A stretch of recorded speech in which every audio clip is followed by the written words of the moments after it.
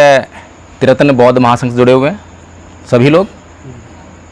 चलिए, तो सबसे पहली बात तो फिर से एक बार आप लोगों के लिए बहुत बहुत आभार, साधुवाद कि पूरी दुनिया से हटकर जो है आप लोग अपना जीवन जीने के लिए तैयार हुए हैं, प्रयासरत हो रहे हैं। एक सही दिशा में जो है हम लोग पहले से ही अग्रसर हो चुके हैं। अब मैं केवल एक छोटी सी बात करना चाहता हूँ। परम पूज्य बाबा साहेब डॉक्टर भीमराव अंबेडकर, इनका तो हम सम्मान करते ही हैं, इसमें तो किसी को कोई डाउट नहीं होगा।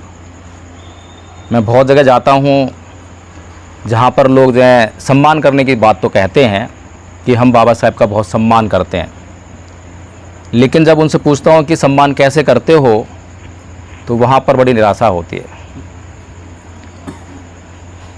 सम्मान के तौर पर क्या होता है कि 14 अप्रैल आती है, उससे कुछ दिन पहले आती है बाबा साहेब की, तो चंदा इकट्ठा करना शुरू कर देते हैं कि प्रोग्राम करना है। कहीं पर आसपास मूर्ति होती है तो उसको ढूंढ लेते हैं, उसको धोते हैं, मांजते हैं, साफ़ सफाई कर देते हैं, और 14 अप्रैल को जो है एक बड़ा फंक्शन करते हैं, मूर्ति पर फूल चढ़ाते हैं, माला चढ़ाते हैं, हाथ पैर जोड़ते हैं, धूप बत्ती अगरबत्ती करते हैं और जयंती मना लेते हैं। ये उनका सम्मान करने का तरीका है। तो वहाँ मुझे बहुत घोर निराशा होती है कि बाबा साहेब का ये किस तरह का सम्मान कर रहे हैं।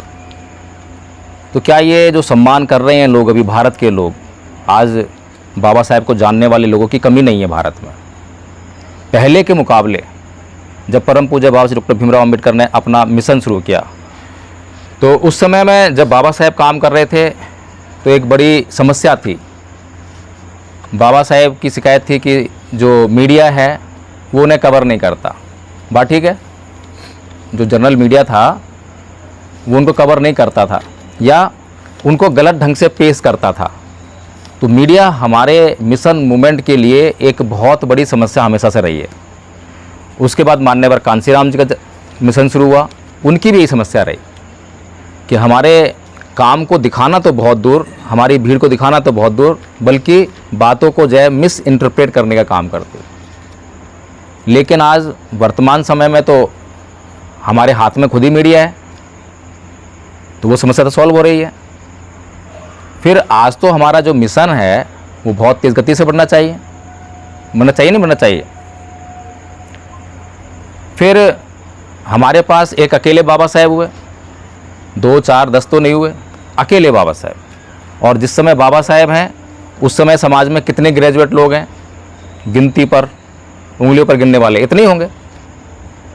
तो उस समय अकेले बाबा साहेब हमारे समाज को संविधान दे रहे हैं ना, और संविधान में लोकतंत्र दे रहे हैं, आरक्षण दे रहे हैं, तमाम अधिकार, ये सुख सुविधाएं जो आज हमें जीवन मिला है, ये परम पूज्य बाबा साहेब डॉक्टर भीमराव अम्बेडकर की कृपा से मिला है। कोई डाउट तो नहीं किसी को है? कोई डाउट है? लेकिन आज पढ़े लिखे लोगों की संख्या देखें, कितने लोग ग्रेजुएट हैं, कितने पोस्ट ग्रेजुएट हैं, कितने लोग पीएचडी किए हुए प्रोफेसर हैं, कितने लोग जजेस हैं, आईएएस, आईपीएस, कोई कमी तो नहीं है। आज संख्या लाखों करोड़ों में है पढ़े लिखों की संख्या। लेकिन उसके बावजूद चारों तरफ से क्या आवाज़ सुनने को मिलती है कि हमारा संविधान खतरे में है। ये सुनने को मिलता है, हमारा आरक्षण खतरे में है, हमारे अधिकार खतरे में है। तो आपको कुछ समझ में आता है कि कारण क्या है? एक अकेला अंबेडकर सब कुछ दे रहा है और इतने सारे पढ़े लिखे लोग होने के बावजूद भी सब कुछ खतरे में आ गया। तो इसका कारण क्या है? कुछ समझ में आ रहा है आपको? क्योंकि आप जो है अन्य लोगों के मुकाबले अधिक समझदार हैं, मैं मानता हूं। पढ़े लिखे लोगों की कमी नहीं है, नेताओं की कमी भी नहीं है। आज हर दूसरे दिन जो है इस सोशल मीडिया के माध्यम से नेता बन जाता है, लेकिन समझदार लोगों की कमी है।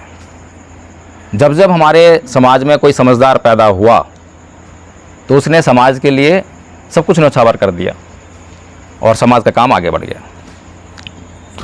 तो आज क्या समस्या है कि लाखों करोड़ों पढ़े लिखे होने के बाद भी हमारा सब कुछ खतरे में चल रहा है। क्या समस्या समझ में आती है आप लोग? कुछ बताइए मुझे, कुछ डिस्कशन कीजिए इस बात पे। जी, हम संगठित नहीं हैं। हम संगठित नहीं हैं। संगठित क्यों नहीं है? संगठित नहीं तो बात ठीक है, पर संगठित क्यों नहीं है? संगठित नहीं है ये तो फूल पत्ते हो गया। हमें जड़ पे काम करना है ना, जड़ पर काम करेंगे तो काम हो जाएगा। जातियों में बटे हुए, ये भी सबको पता है, लेकिन क्यों बटे हुए हैं, ये क्यों का जो है क्यों मेन सवाल है। हमारी कोई पर्सनल व्यवस्था नहीं है जो सबको एक बना के रखे। ये भी सबको पता है। अभी हमने पंचशील लिए, 5 शील लिए ना, मैं हिंसा नहीं करूँगा, चोरी नहीं करूँगा, व्यभिचार नहीं करूँगा, झूठ नहीं बोलूँगा, शराब नशा नहीं करूँगा। ये कौन नहीं जानता, बताइए मुझे, कौन नहीं जानता? हिंदू नहीं जानता, मुसलमान नहीं जानता, ईसाई नहीं जानता, सब जानते, पूरी दुनिया जानती है कि ये नहीं करना चाहिए, ख़राब चीज़ है ये। लेकिन भगवान बुद्ध का धर्म जो है यहाँ शुरू नहीं होता। भगवान बुद्ध का धर्म जो है शुरू वहाँ से होता है कि हम जानते हैं कि ये नहीं करना चाहिए, फिर भी हम ऐसा ही क्यों करते हैं। हमें जानते हैं कि ऐसा नहीं करना चाहिए, फिर वही क्यों करते हैं, ये असली समस्या है। और यहीं से भगवान बुद्ध शुरू होते हैं। जहाँ पूरी दुनिया की बुद्धि काम करना बंद कर देती है, वहाँ से भगवान बुद्ध की बुद्धि शुरू होती है। सही कह रहा हूँ, गलत कह रहा हूँ? हैं? तो अभी जो हम डिस्कशन कर रहे हैं वो समस्या नहीं है। एक उदाहरण देता हूँ, कहानी सुना देता हूँ। एक बार एक बुढ़िया जो है अपनी सुई खोज रही थी, बहुत देर हो गई उसको सुई नहीं मिली। एक लड़का वहाँ से गुजरा, देखा कि बुढ़िया परेशान है तो हेल्प कर दूँ। उसने पूछा कि बुढ़िया माई क्या खोज रही है? मैं अपनी सुई खोज रही हूँ, सुई खो गई है। अच्छा, तो वो भी लग गया हेल्प कराने। बहुत देर हो गई, सुई नहीं मिली। फिर पूछता है कि हे बूढ़ी माई, क्या तुझे ठीक ठीक पता है कि तेरी सुई यहीं खोई थी? तो बुढ़िया बोलती है कि नहीं बेटा, मेरी सुई तो कुटिया में खोई थी, वहाँ अंधेरा है, यहाँ उजाला है, इसलिए मैं सुई यहाँ खोज रही हूँ। समझ में आ रहा है? ये आज हमारे समाज के हालात हैं। समस्या कुछ और है और समस्या का हल कुछ और खोज रहे हैं। समस्या ये है कुर्सी है और समस्या बता रहे हैं वो पेड़। तो कैसे, समस्या ही पता नहीं है, समस्या कारण तो बहुत दूर की बात है। भगवान बुद्ध का मार्गदर्शन हमारे पास 4 सत्य हैं। समस्या है, कारण है, निदान है, मार्ग है। लेकिन जब तक हम समस्या को नहीं समझेंगे, समस्या को नहीं पहचानेंगे, तो कैसे समस्या निदान होगा? कारण नहीं पता लगेगा, समस्या ही नहीं पता, कारण कहाँ से मालूम पड़ेगा? अगर हम समस्या कुर्सी को मान रहे हैं और समस्या पेड़ है और कुर्सी को समस्या मान रहे हैं, तो कुर्सी का ही कारण ढूंढेंगे ना हम, तो उसका तो कारण ढूंढेंगे नहीं। इसीलिए भगवान बुद्ध से पहले भी लोग जो हैं सत्य की खोज में लगे हुए थे। तो सत्य के रूप में क्या खोज रहे थे? सुख, स्वर्ग, अप्सराएं, इसी की तपस्या करते थे लोग जो है। गलत कह रहा हूँ, सही कह रहा हूँ? स्वर्ग, सुख और अप्सराएं, यही उनके विषय हुआ करते थे। लेकिन भगवान बुद्ध पहले महामानव हुए जो ना तो सुख की खोज में गए, ना अप्सराओं की, ना स्वर्ग की खोज में। क्या के खोज में गए? दुख की खोज में। अब ऐसे व्यक्ति को क्या कहेंगे? पागल ही कहेंगे। पागल थे ना। दुनिया सुख खोजती है और बुद्ध जो है दुख खोज रहे हैं। इस संसार का भला करने वाले लोगों को इस संसार ने पागल कहा है। यकीन मानिए, पागल कहा है। किसी भी आप जो है भला करने वाले को उठा लीजिए और फिर उसकी तुलना अपने से कीजिए, वो पागल दिखाई देगा। तो भगवान बुद्ध सबसे पहले समस्या को क्या करते हैं? डिफाइन करते हैं कि दुख है क्या। अगर मैं आपको बोल दूं कि भाई जाओ कमरे में मोबाइल रखा है और मोबाइल लेकर आ जाओ, ले आओगे क्या? आपको कभी मोबाइल का बारे में पता ही नहीं है, कभी देखा ही नहीं है, ले आओगे मोबाइल? नहीं ला सकते। लेकिन अगर मैं आपको मोबाइल के बारे में कुछ बता दूं कि ऐसे चकोर होता है, गोल होता है, ऐसा होता है, लाइट जलती है, ऐसे बटन होते हैं उसमें, तो थोड़ी देर में ढूंढ के ले आओगे। सही बात है, गलत बात है? इसका मतलब हमें अपनी समस्या की पहचान होनी चाहिए। तो भगवान बुद्ध पहले समस्या पर ही फोकस करते हैं। सुख को परिभाषित नहीं करा भगवान बुद्ध ने, कराया क्या? किसको परिभाषित किया है? दुख को। प्रथम आर्य सत्य क्या है? जाति भी दुखा, जरा भी दुखा, व्याधि भी दुखा, मरणम भी दुखा, शोक परिदेव दो मनस्य उपाया सापी दुखा, संपयोग दुखो और पिय ही विपयोग दुखा, संखितेन पचुपादान खंडापि दुखा। जन्म लेना दुख है, मृत्यु दुख है, रोग दुख है, बुढ़ापा दुख है, जो चीज़ हम चाहते हैं वो नहीं मिलती दुख होता है, प्रियजन का बिछुड़ना दुख है, अप्रियजन का मिलना दुख है। कुल मिलाकर 5 स्कंदों से निर्मित ये शरीर जो है दुखों का घर है। पहले परिभाषित कर रहे हैं ना। जब परिभाषित करके ये समझ लिया कि दुख क्या है, तब उसके कारण पे फोकस किया, और जब उसके कारण पे फोकस किया तो कारण भी मिल गया। क्या कारण मिला? दुख का कारण क्या है? दुख का कारण क्या है? हैं? तृष्णा। आप लोगों को नहीं मालूम? आप लोगों को नहीं मालूम? मैं अक्सर जो ऐसी मीटिंग लेता हूँ तो वहाँ मैं पूछता हूँ कितने लोग बौद्ध बैठे हैं। अम्बेडकर भाई बहुत सारे मिल जाते हैं। कितने लोग बाबा साहेब मानते हैं? सारे हाथ खड़े। कितने लोग बौद्ध हैं? 2-3 हाथ खड़े। ऐसा होता है। फिर 2-3 को मैं बुलाता हूँ कि आइए, आप आइए, बताइए बौद्ध धर्म क्या है। तो क्या बोलते हैं? हिंदू धर्म को नहीं मानना, देवी देवता पूजा ना करना, पाखंड अंधविश्वास को नहीं मानना, वैज्ञानिक दृष्टि रखना। मैं कहा और बताओ क्या बौद्ध धर्म? बस यही बौद्ध धर्म है, दी एंड। यही बौद्ध धर्म है। फिर बौद्ध धर्म का प्रचार कैसे करते हैं? बौद्ध धर्म की क्या पहचान? मानव मानव एक समान। पंसीले झंडा लगा लिया घर पे, मैं बौद्ध हूँ। नाम क्या क्या लगा लिया, मैं बौद्ध हूँ। लेकिन उस बौद्ध को बौद्ध धर्म क्या है वो नहीं पता है। कहेंगे बौद्ध? बताइए, कहेंगे बौद्ध? परम पूज्य बाबा साहब डॉक्टर भीमराव अंबेडकर ने हमारी सभी समस्याओं का हल करके हमें दिया। एक भी ऐसी समस्या नहीं है जिस पर परम पूज्य बाबा साहब डॉक्टर अंबेडकर ने फोकस ना किया हो। किसी को लगता है कि कोई समस्या ऐसी रह गई हो जिस पर फोकस ना किया हो? अगर लगता हो तो बता दो मुझे जरा, क्योंकि मेरी नज़र में तो ऐसा है नहीं जहाँ तक मैंने पढ़ाई लिखाई किया। और आपको यकीन दिला दूँ, मैं बहुत पढ़ा लिखा नहीं हूँ, मैं बहुत कम पढ़ा लिखा हूँ, इस बात को मान के रखना। तो इसीलिए अगर आप लोगों को किसी ने पढ़ा हो कहीं पर कि बाबा साहेब ने इस वाली समस्या पर फोकस नहीं किया, जीवन के किसी भी अंग में घुसकर, जीवन के कितने अंग हैं? सामाजिक, राजनीतिक, धार्मिक और कौन कौन से अंग हैं? जितने भी अंग हैं आप खोजिए, ढूंढिए, किसी अंग को छोड़ दिया हो जहां उन्होंने फोकस ना किया हो, समस्या का हल ना दिया हो। फिर ये जो समाज जो है, क्योंकि मैं आप लोगों से वो वाली बातें नहीं करूँगा जो अन्य लोगों से बात करता हूँ, क्योंकि आप लोग ऑलरेडी जो है तैयार हैं। लेकिन हमें केवल अपनी समस्या पर फोकस करना है कि हमारी समस्या क्या है और हम उसका हल क्या ढूंढ रहे हैं। हमारी समस्या कुछ और है, हल कुछ और ढूंढ रहे हैं। तो अभी जब पूछा हमने, क्या पूछा था हमने सुबह शुरू में? क्या प्रश्न था हमारा? संगठित नहीं है और क्या क्या जवाब आ रहे थे। तो प्रश्न क्या था हमारा? अच्छा, बाबा साहेब का मिशन क्या है ये मालूम है किसी को? बाबा साहेब का मिशन क्या था? अभी संकल्प भूमि पर जो है 23 तारीख को लाखों की भीड़ जमा होगी, तो यहाँ संकल्प लिया था बाबा साहेब ने। तो क्या संकल्प था बाबा साहेब का? मिशन क्या था? बौद्ध में भारत मिशन था। और बताएं, और किसी को मालूम हो तो क्या मिशन था बाबा साहेब का? Political power. और बताइए। अच्छा, कैडर का मतलब क्या होता है? कैडर का मतलब क्या होता है? कैडर, लोग चिल्लाते हैं ना, कैडर, मिशन, मैं मिशनरी हूँ, ये बहुत सुनते हैं हम। जो भी बाबा साहेब का नाम लेता है वो कहता है मैं मिशनरी हूँ। फिर कैडर का भी नाम बहुत सुनते हैं। कैडर क्या होता है? क्या कैडर जो है अनुशासन नहीं है?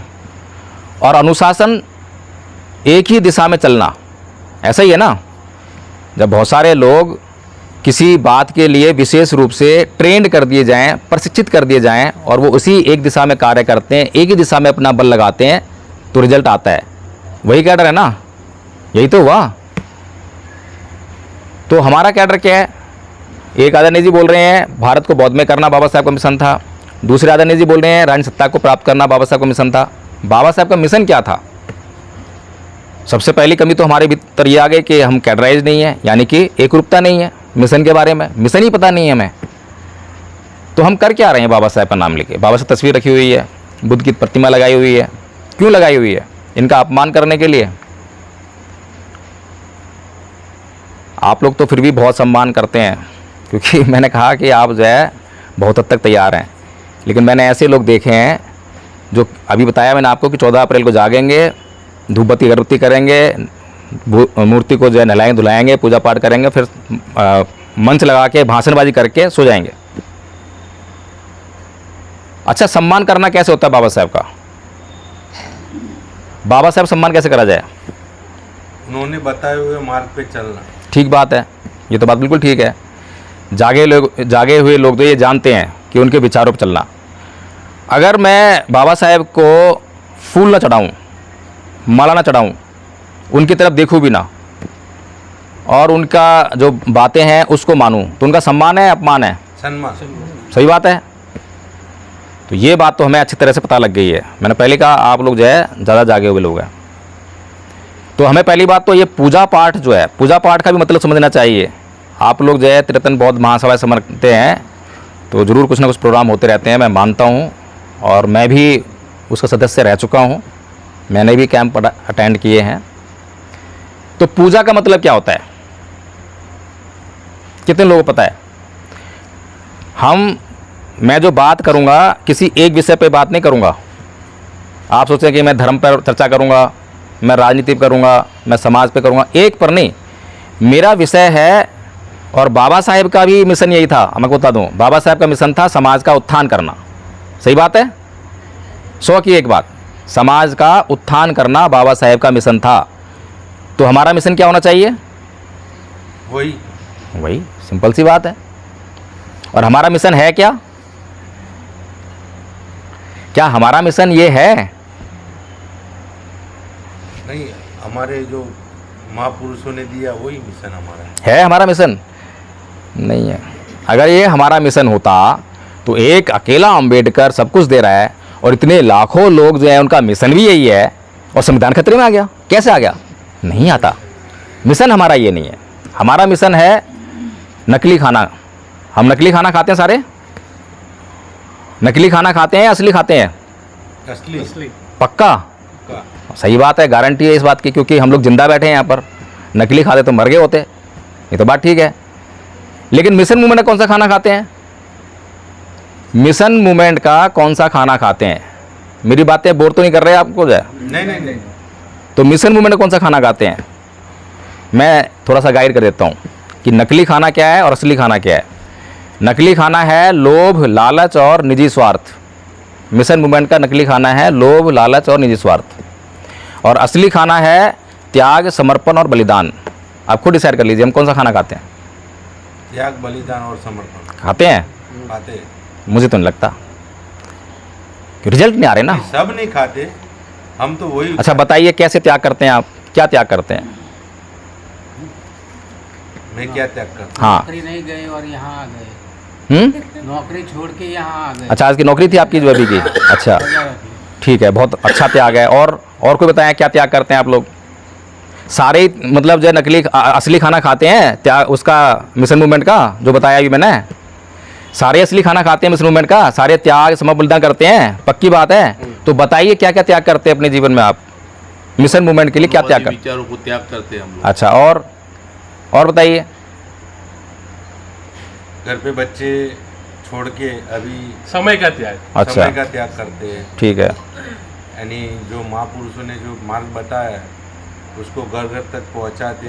हम महीने में 1-2 दफ़ा तो ये प्रोग्राम करके जहाँ ये मार्ग लोगों के बताया बीच में हुआ जाते हैं। उसको पहुंचाते हैं। देखिए, मैं पहले ही आपको कह चुका हूँ कि मैं आप लोगों से बहुत हद तक संतुष्ट हूँ, खुश हूँ।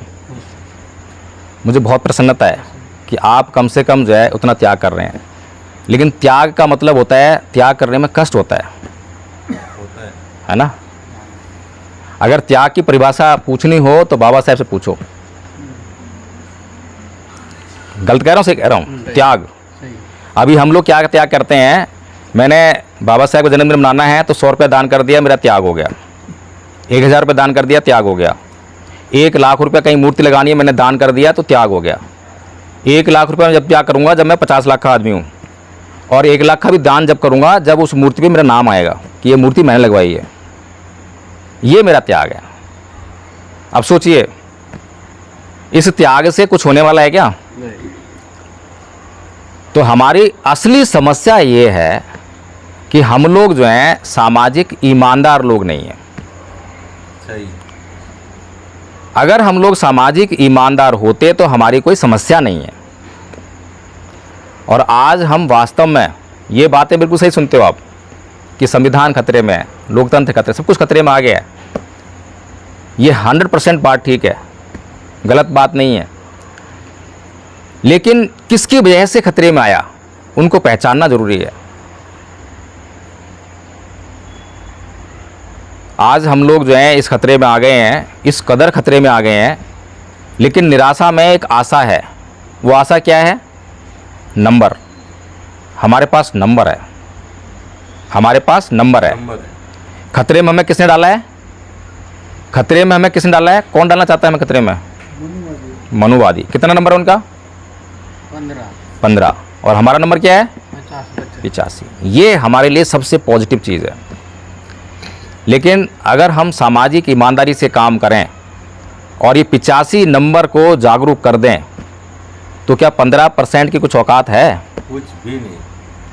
अभी पीछे जो है अमित शाह ने एक बात कही संसद में कि जय भीम बोलना, संविधान चिल्लाना, ये फैशन बना रखा है। बात सही थी, गलत थी? गलत का सही कहा उसने? सही कहा। कैसे?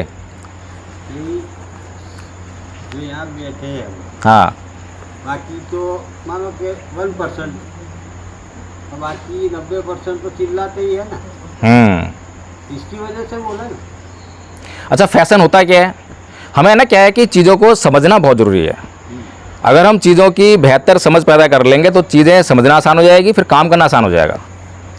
जैसे कि एक बहुत बड़ा पत्थर हो और उस बहुत बड़े पत्थर को मुझे धकेलना है, कहीं दूसरी जगह ले आना है।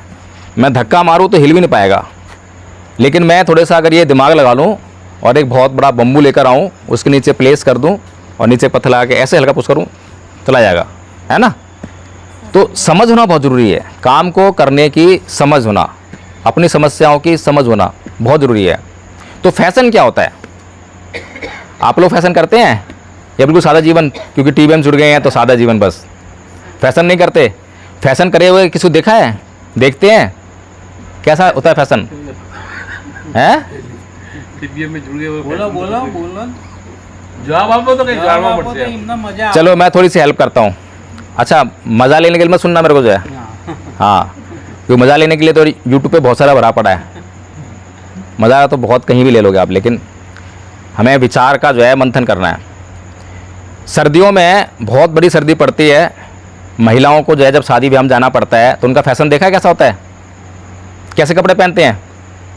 जाड़ा गरम पहन के आती हैं। यहाँ पे गरम पहनती हैं, ठंडी में ठंडी में गरम पहनती हैं। जो शादी ब्याह में जाती हैं, शादी ब्याह में जाती हैं तो बेशक जो है गरम कपड़ा डाल के जाएंगी, लेकिन जब फोटो खींचनी बारी आएगी तो कपड़ा उतार देंगे। मफलर का आप तो ठीक है ना? हैं? तो फोटो खींचने पर जो कपड़ा वो इस्तेमाल करते हैं, उस कपड़े की क्या क्या उसकी क्वालिटी है? पहली क्वालिटी तो ये है कि वो काम बिल्कुल नहीं कर रहा है, यानी सर्दी के लिए हम कपड़ा पहन रहे हैं उस समय, और सर्दी से वो बिल्कुल नहीं बचा रहा है। दूसरी बात, उसमें अट्रैक्शन बहुत ज़्यादा है ना? आकर्षण है, इसीलिए उस कपड़े को हम पहनकर फोटो खिंचा रहे हैं। तो फैशन का ये काम होता है। फैशन काम बिल्कुल नहीं करेगा, जो काम दिया जाएगा वो काम नहीं करेगा, और देखने में सुनने में बहुत सुंदर, बहुत अच्छा लगेगा, आकर्षक लगेगा, मनमोहक लगेगा। तो अमित शाह ने बिल्कुल ठीक कहा कि जय भीम बोलना इन लोगों के लिए फैशन बन गया है। और अगर इस समाज के लिए जय भीम बोलना फैशन ना होता तो उसका रिजल्ट क्या होता? क्या होता उसका रिजल्ट? है? सत्ता हमारे हाथ में होती है। अरे अमित शाह बाहर होता संसद के, और हम लोग संसद के अंदर होते।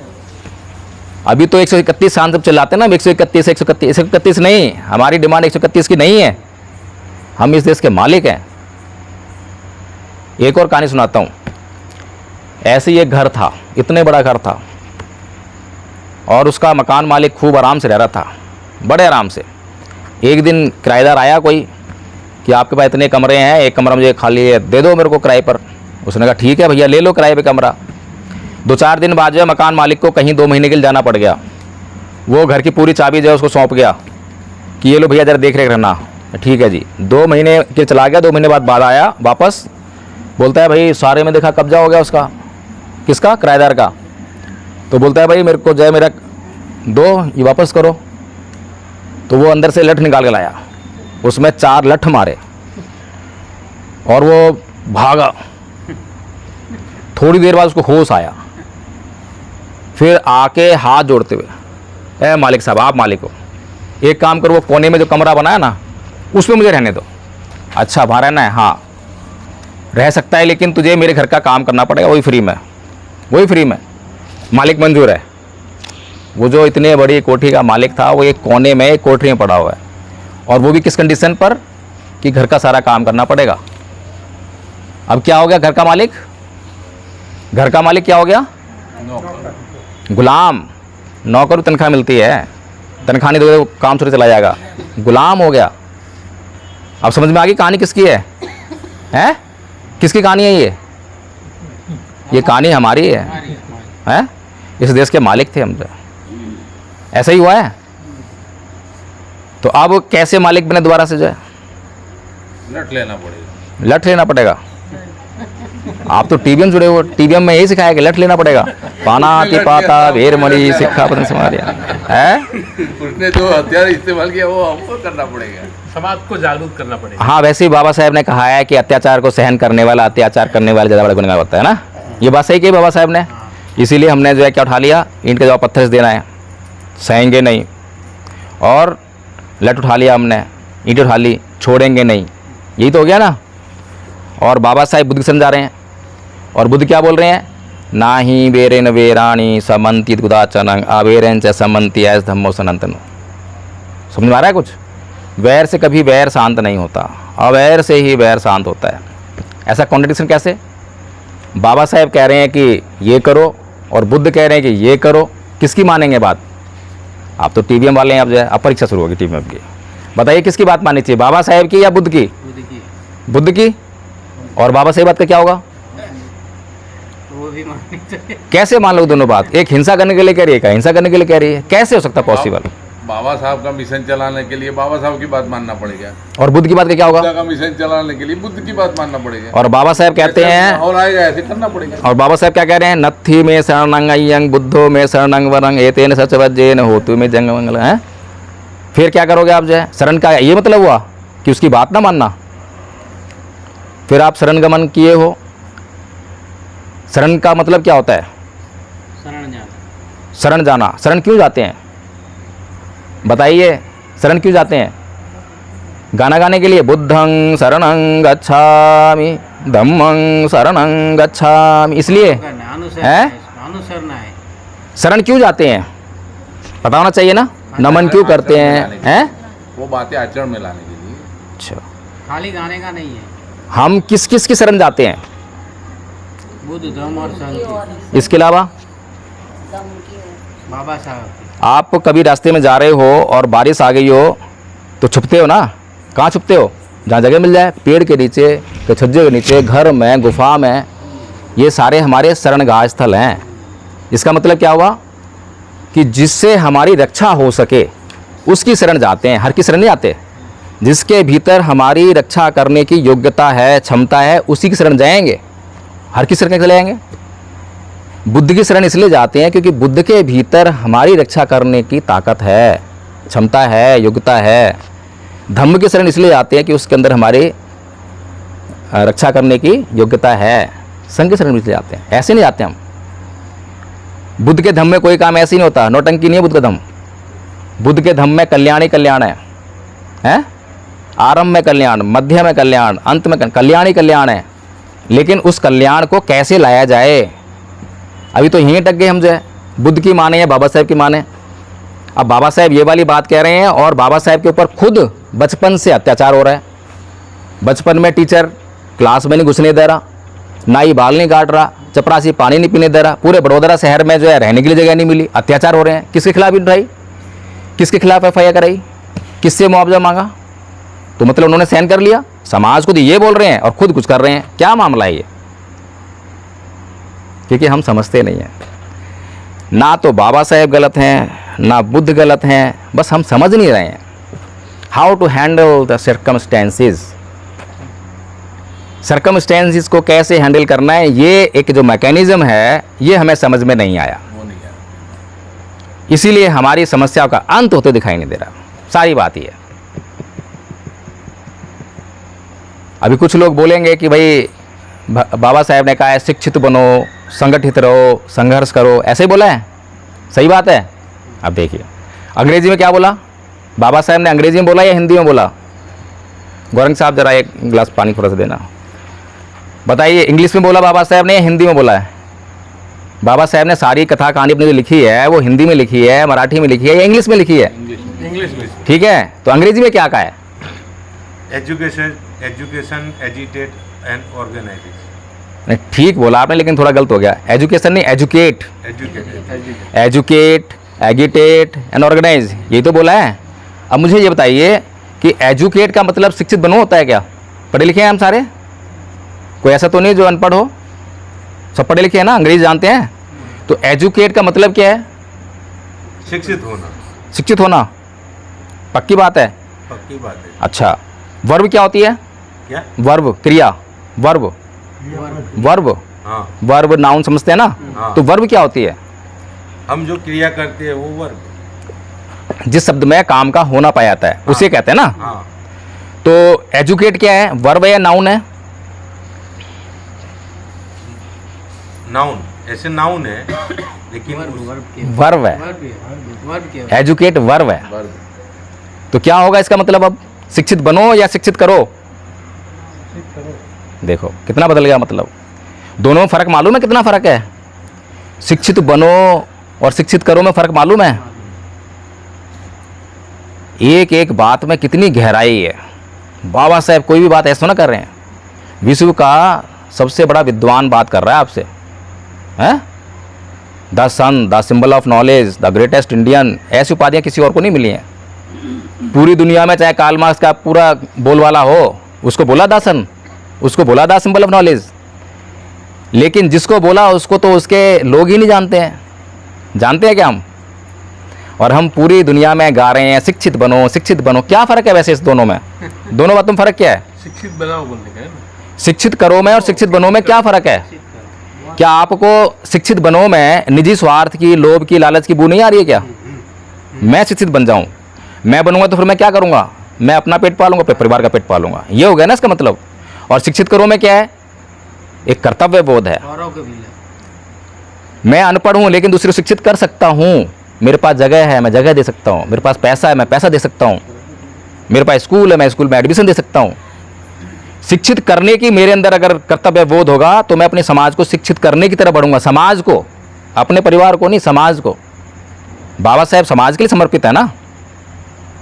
एक बार नेहरू जी और गांधी जी संसद से बाहर, आप बैठिए ना, नेहरू जी और बाबा साहेब जो हैं संसद से बाहर निकल रहे हैं और नेहरू जी बोल रहे हैं, ए बाबा साहेब तुम क्या समाज के लिए काम कर रहे हो? ये समाज तुम्हें कुछ देने वाला नहीं है। अच्छा हो आप कांग्रेस ज्वाइन कर लो, बहुत कुछ मिलेगा। और बात भी ठीक थी। जिस व्यक्ति ने संविधान लिखकर पूरे देश के लोगों को वोट देने का अधिकार दिया और उन लोगों ने अपने वोट की ताकत से उस आदमी को पहला चुनाव हरा दिया है, तो नेहरू से कहेंगे। अब बाबा साहेब क्या कह रहे हैं? बाबा साहेब कह रहे हैं, ए नेहरू जी, मैंने इस समाज में जन्म लिया है, इस समाज का मेरे ऊपर कर्ज है। अगर ये मेरा समाज मुझे पीट पीट कर भी इस लैंप पोस्ट पर लटका देगा तो भी मैं इस समाज के लिए ही काम करूँगा, मरते दम तक समाज के लिए काम करूँगा। समझ में आ रहा है फ़र्क? सोचिए, कर्तव्य बोध। अब दोनों में कितना फ़र्क है? शिक्षित बनो और शिक्षित करो। फिर दूसरा शब्द क्या है? एजुकेट, ऑर्गेनाइज है। दूसरा शब्द क्या है? एगिटेट। अब हिंदी में क्या करा हमने उसका? बताइए हिंदी में क्या करा? संगठित रहो, हैं? यही मतलब है एगिटेट का। एगिटेट का मतलब यही होता है, संगठित रहो, संगठन होता है। हम लोग पढ़े लिखे हैं, मोबाइल तो होगा, मोबाइल पे देख लो। एगिटेट का मतलब संघर्ष करो। और स्ट्रगल का मतलब क्या होता है हिंदी में? स्ट्रगल का मतलब क्या होता है? एगिटेट का मतलब होता है आंदोलित करो। आंदोलित करो होता है, संगठित रहो नहीं होता है। कितना फर्क आ गया देख लो, बातों में फर्क है कि नहीं है? अब इसका मतलब समझना है, हैं? क्या हुआ? इसका सीक्वेंस समझना है, और सीक्वेंस समझेंगे तब आपको समझ में आएगा कि कितनी गहराई से बात कही है। और अगला शब्द क्या है? ऑर्गेनाइज। और हम क्या बोल रहे हैं? संघर्ष करो। संगठित करो। इसका मतलब क्या है? संगठित करो। तीनों वर्ब हैं और तीनों में करने के लिए बोल रहे हैं। शिक्षित करो, आंदोलित करो और संगठित करो। संघर्ष की तो बात ही नहीं कही है। सोचिए अब जो है, संगठित की बात ही नहीं कही है, हैं? अब ये आंदोलित करो क्या होता है? किसे कहते हैं आंदोलन? कोई बताइए। आंदोलन तो बहुत करते हैं, दूसरों को जगाना। दूसरों जगाना। किसे कहेंगे आंदोलन? आंदोलित होना किसे कहेंगे? बताएं और बताएं। आंदोलन तो हम दिन रात करते हैं ना, आंदोलनकारी हैं? हम अम्बेडकरवादी हैं, आंदोलन के आदी हैं, संघर्षों के आदी हैं। ये गाना गाते हैं, चलो मैं एक कहानी सुनाता हूँ। दो लड़के थे, एक ही क्लास में पढ़ते थे, और हिस्ट्री का कोई सब्जेक्ट रहा होगा या सामाजिक विज्ञान रहा होगा।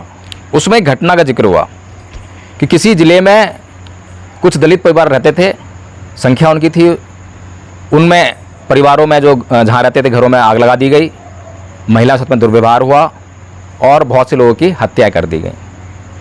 ये घटना को जो है दोनों स्टूडेंट्स पढ़ रहे हैं, और एक स्टूडेंट्स ने उसको घटना को अच्छी तरह से याद कर लिया, बहुत अच्छी तरह से, एक एक चीज़, कितने लोग मारे गए, कितने घर जले, कितना नुकसान हुआ, एक एक फैक्ट उसने याद कर लिया।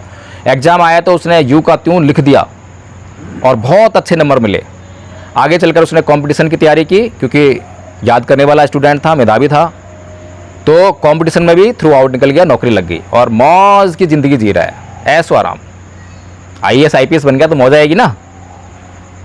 दूसरा जो स्टूडेंट था उसका साथी, उसने उस घटना को पढ़ा, उसके तन बदन में आग लग गई, नींद उड़ गई, चैन गायब।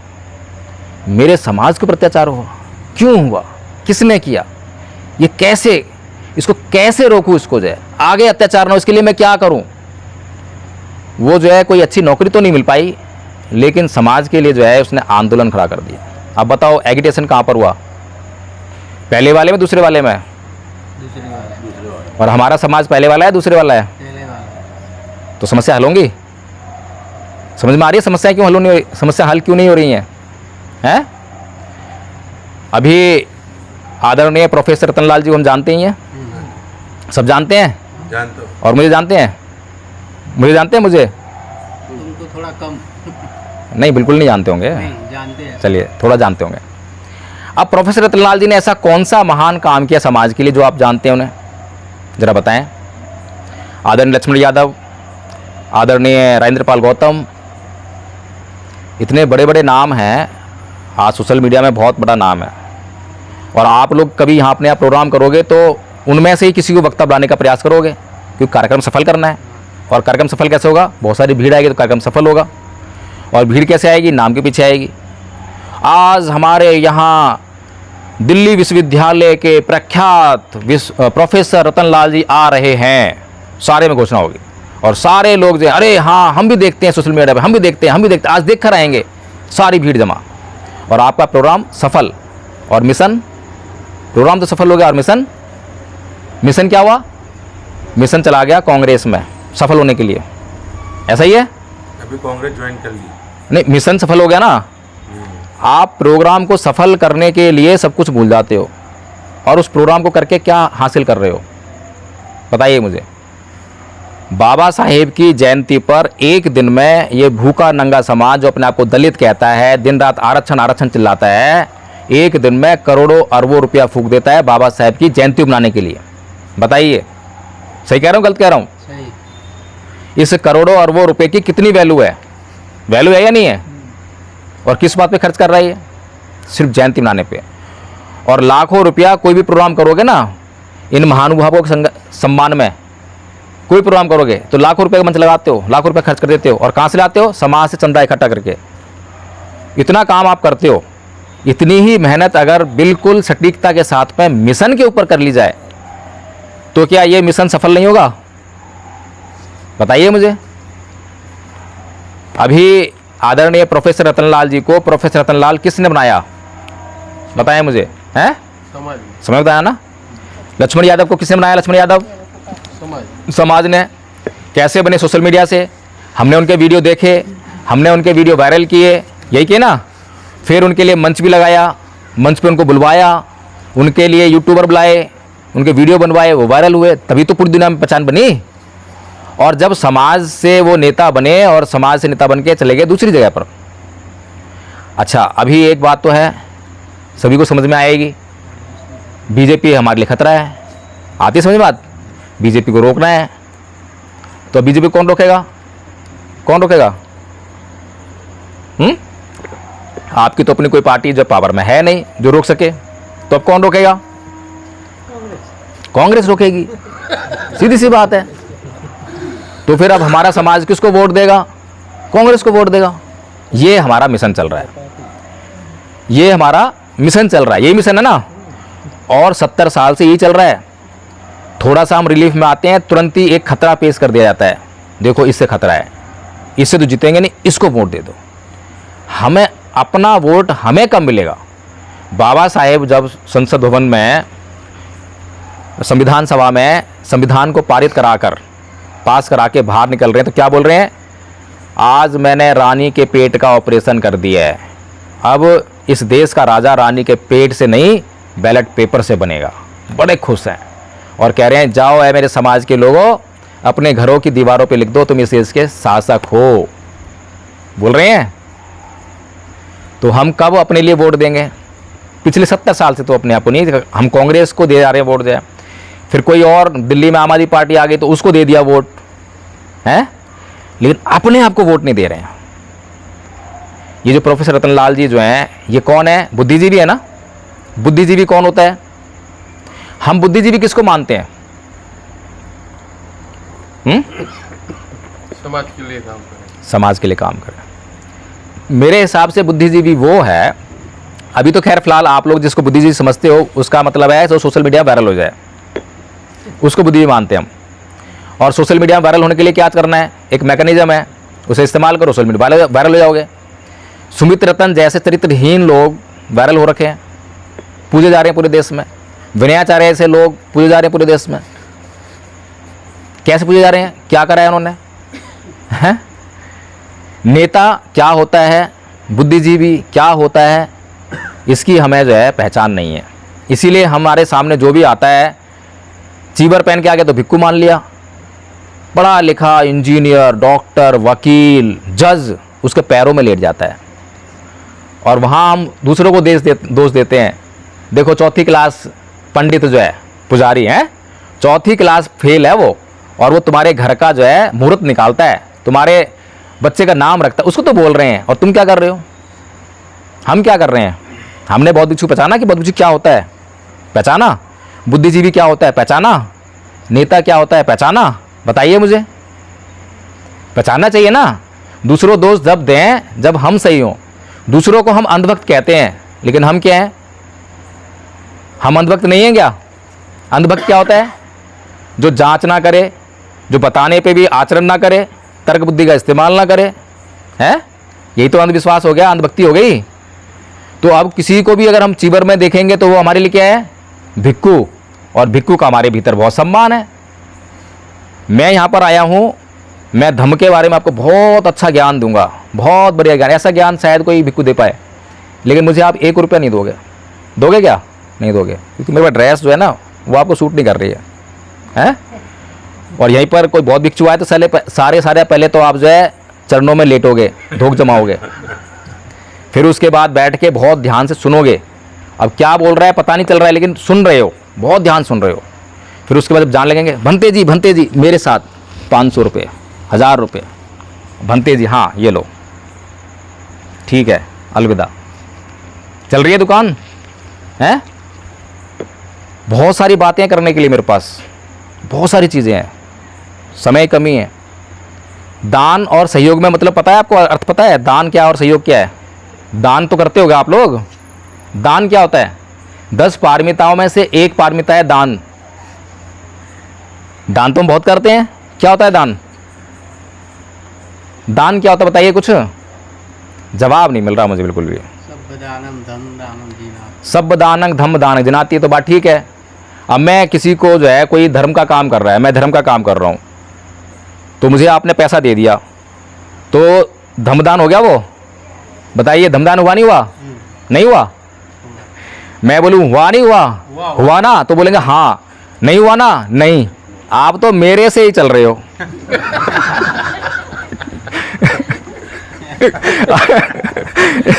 आप जो है इंतजार कर रहे हो कि एडवोकेट जयहिंद प्रकाश की मुंडी किधर हिलती है। ये इसकी मुंडी हाँ में हिल रही है, इसकी मुंडी ना में हिल रही है। दोनों चलता है। देखिए 10 पारमिताओं में से एक पारमिता है दान पारमिता, और दान पारमिता भिक्षुओं के लिए बहुत जरूरी है, महत्वपूर्ण है। एक भिक्षु जो है कब भिक्षु बनता है? भिक्षु बनने से पहले वो परिव्राजक बनता है, पज्जा लेता है ना? परिव्राजक मतलब गृह त्याग करता है। 3 बातें होती है उसमें। पहला घर का त्याग करता है, घर से बेघर हो जाता है। घर से बेघर होने का मतलब क्या है कि अब उसे कहीं ठहरने का कोई स्थान मिले या ना मिले, ठहरने का सुख मिले या ना मिले, उसे कोई चिंता नहीं है। आकाश उसकी छत है और धरती उसका बिछौना है। समझ में आ गई गृह त्याग का मतलब। दूसरा क्या है, संपत्ति का त्याग करता है।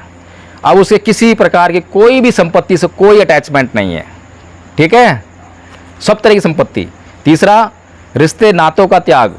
अब उसका कोई रिश्ता नाता नहीं, किसी से कोई संबंध नहीं है। ये एक परिव्राजक होने के गुण हैं, ठीक है। फिर एक परिव्राजक जो है सत्य की खोज में होता है। अच्छा ठीक, थैंक यू।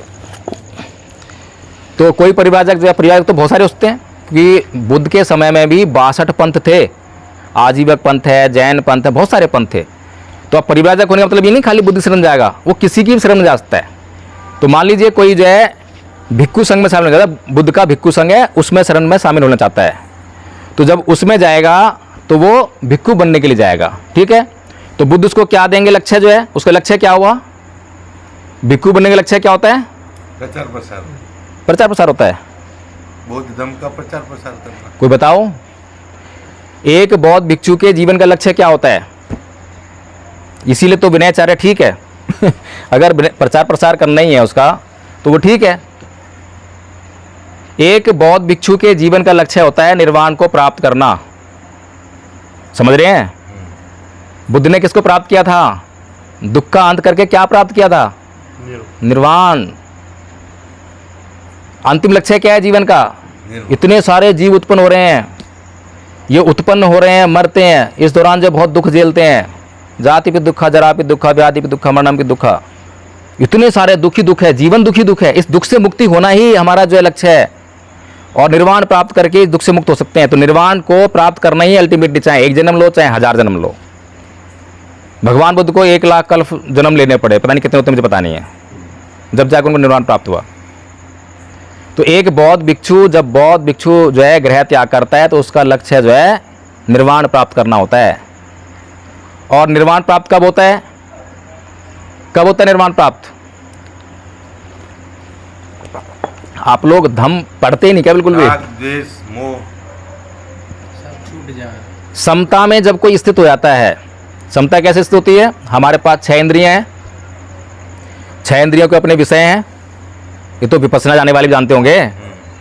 6 इंद्रियों के अपने विषय हैं, विषय के प्रति जब क्या नाम इंद्री जो है आकर्षित होती है या उसका उससे मेल होता है तो वेदना होती है, सुख वेदना, दुख वेदना। सुख वेदना जो है आपका राग पैदा करती है, दुख वेदना घृणा द्वेष पैदा करती है। तो इन दोनों के बीच के भाव में रहना, इन दोनों से बचना, तो वो समता है, उसमें अपना जीवन जीना, उसमें स्थित हो जाना। तो जब इसमें परमानेंसी आ जाती है, अब थोड़ी देर के लिए तो मैं हो जाऊंगा, थोड़ी देर के लिए, कुछ क्षण के लिए, लेकिन परमानेंट नहीं हो पाऊंगा। तो जब कोई निर्वाण को प्राप्त कर लेता है तो उसके शरीर पर 4 मुद्राएं अंकित हो जाती हैं, जिसको ब्रह्म विहार कहते हैं। कौन कौन सी, मैत्री, उपेक्षा, करुणा, मुदिता और करुणा। ये 4 जो है मुद्राएं उसके चेहरे पर, शरीर पर अंकित हो जाती हैं, पहचान हो जाती है कि हाँ ये अर्हत हो चुका है। बुद्ध देखते बोलते हैं ना कि देखते ही पहचान लेते हैं कि अर्हत हो गया है। कैसे, उस वैसे चेहरे पे आपने बुद्ध की मुस्कान देखी होगी, कैसी मुस्कान है, मुस्कान नहीं वो मुदिता है, वो भाव जो है वैसे ही रहेगा, हमेशा बदलेगा नहीं, चाहे कितना भी कष्ट आ रहा हो, कितना भी सुख आ रहा हो, वो मुदिता है। इस तरह का जीवन। तो बौद्ध भिक्षु को मतलब समझ में आ गया कितना महान लक्ष्य है। अब दान जो दे रहे हैं हम किस लिए दे रहे हैं, उसके जीवन को चलाने के लिए, ऐसो आराम के लिए नहीं दे रहे। उसके जीवन चलाने के लिए किस चीज़ की जरूरत है, भोजन की, कपड़ों की, जो उसके लिए ये आवश्यक चीज़ें हैं, बस उतना। उससे अधिक आपने दान दे दिया और उसने उस दान को ग्रहण कर लिया और उसके प्रति वो अटैच हो गया, उसको लक्ष्य से विरक्त हो गया, भटक गया, आप पापी हो जाओगे, आप हो जाओ पापी, क्योंकि आपने दान अधिक दिया है। हमारे दान अधिक देने से भटक गया ना वो। अगर उसके पास संयम होगा तो बदल लेगा, वो जो है दान अधिक आ गया बांट देगा। और दान उसने बांटा नहीं, रख लिया, संचय कर लिया, लोभी हो गया, लालची हो गया, खत्म हो गया मामला उसका। सोचिए कितना पवित्र जीवन है। अब अपने चारों तरफ जितने भिक्षुओं को आप जानते हैं जरा स्कैन कीजिए। अच्छा तो कोई नहीं है। फिर है ना। अच्छा, हमें भिक्षु की जरूरत है क्या, बताइए, क्या हमें भिक्षु की जरूरत है, हम खुद जैसे है? जरूरत है भिक्षु की? जरूरत है भिक्षुओं की हमें? बोलिए ना, हाँ या ना। मैं तो मुंडी लाऊंगा नहीं। जरूरत तो है। जरूरत है, किस लिए? ये धम्म का कौन हमको मार्ग बताएगा? आप सीखेंगे तो आप नहीं बताएंगे, मैंने बता रहा क्या? भिक्षु ही बताएगा आपको। बताइए भिक्षु जरूरत क्या है? अभी भिक्षु का काम पता है क्या है? पुरोहितवाद। अभी भिक्षु आपके लिए, सही कहा आपने, मार्ग बताने का काम होता है उसका। बिहारों में बैठे रहने। लेकिन आज भिक्षु का उपयोग इसलिए हो गया है कि जब आपके घर में शादी विवाह हो तो भिक्षु को बुलाएंगे, गृह प्रवेश संस्कार हो तो भिक्षु बुलाएंगे, जन्मदिन करना है तो भिक्षु बुलाएंगे, इसीलिए भिक्षु बुलाते हैं। क्या भगवान बुद्ध ने भिक्षु संघ का निर्माण इसीलिए किया था कि जब भी उपासकों को गृह प्रवेश करना होगा तो मेरे पास आएंगे कि बुद्ध जी एक भिक्षु भेज दीजिए, हमें गृह संस्कार, बुद्ध जो है एक भिक्षु को बुलाएंगे और भेज देंगे, इसीलिए किया था क्या? बताइए मुझे। हमने तो मिसयूज कर रहे हैं खुद ही जो है। ये दोष इन लोगों का तो है ही, बौद्ध भिक्षुओं का, उससे बड़े दोषी हम भी हैं, क्योंकि हमें धम्म का ज्ञान नहीं है, धम्म का ज्ञान नहीं है, विनय का ज्ञान नहीं है, इसीलिए हमें पहचान नहीं है। और पहचान नहीं है, वो हमें पहचान इसलिए नहीं करवा रहे हैं क्योंकि अगर उन्होंने आपको विनय बताया, धम्म बताया, तो आप उनको जो है पहचानना शुरू कर देंगे, फिर उनको आचरण करना पड़ेगा, शुद्ध रहना पड़ेगा। सोचिए कितना मतलब जो है नुकसान हम कर रहे हैं। परम पूज्य बाबा साहब डॉक्टर भीमराव अम्बेडकर 13 अक्टूबर सन 1956 की शाम को भंते चंद्रमणि से एक शिकायत कर रहे हैं। क्या कह रहे हैं? कि मैं बुद्ध की शरण जाऊंगा, धम्म की शरण जाऊंगा, लेकिन संघ की शरण नहीं जाऊंगा, संघ शरण स्वामी नहीं कहूँगा। क्यों कह रहे हैं? क्योंकि वो पूरी दुनिया में घूम कर देख रहे हैं कि ये इस महान धर्म का जो प्रचार पूरी दुनिया में होना चाहिए, ये पूरी दुनिया के कल्याण के लिए है। ये बौद्ध भिक्षु जो हैं अपने मज़े मार रहे हैं, ऐशो आराम का जीवन जी रहे हैं, खिन्न हैं, दुखी हैं। क्या उनके दुख को देखकर, समझकर इन बौद्ध भिक्षुओं ने अपना जीवन बदला? बताइए कितने बड़े गुनहगार हैं। और आज विनयाचार्य भीड़ पीछे जा रही है। कैसे जा रही है? एक स्पेशल यूट्यूबर रखा हुआ है और यूट्यूबर्स की भीड़ लेके चलता है। यूट्यूबर क्या फ्री में आता है क्या? बताइए मुझे, यूट्यूबर फ्री में आता है क्या? पैसे लेगा ना? पैसा लगता है। पैसे लेगा? क्या आपने उसको दान जो है इसलिए दिया था कि वो यूट्यूबर रखेगा, उसको पैसा देगा? बताइए मुझे। सोचिए हम क्या कर रहे हैं? हमने दान उसको निर्वाण प्राप्त करने के लिए दिया था, उसके निर्वाण में सहयोग करने के लिए दिया था कि निर्वाण पथ पर अग्रसर रहेगा, निर्वाण प्राप्त नहीं भी कर पाया तो उस पथ पर चलते हुए जितनी शुद्धि हासिल करेगा, उससे जो प्रज्ञा हासिल करेगा, जो धम्म सीखेगा, उसको धम्म को प्रचार करेगा समाज में आकर। इसलिए हम उसको जो है दान दे रहे हैं। और वो दान का इस्तेमाल जो है अपना चेहरा चारों तरफ घुमाने में, पूरा इंटरनेशनल भिक्षु बनने में। फिर सबसे बड़ी मूर्खता वाली बात, क्या विनयाचार्य भिक्षु है भिक्षु? बताइए मुझे। आप तिरतन बौद्ध महासंघ के सदस्य हैं, जुड़े हुए हैं, तो धम्म का खुद भी अध्ययन करना चाहिए। जरूरी नहीं कि हम लोगों को जो है कोई कैंप ही लगे, क्योंकि हर किसी की अपनी लिमिटेशंस होती हैं। और तिरतन बौद्ध महासंघ को मैं जहाँ तक जानता हूँ बहुत गहराई से धम्म समझाते हैं। तो क्या विनयाचार्य जो है एक बौद्ध भिक्षु है? बताइए मुझे।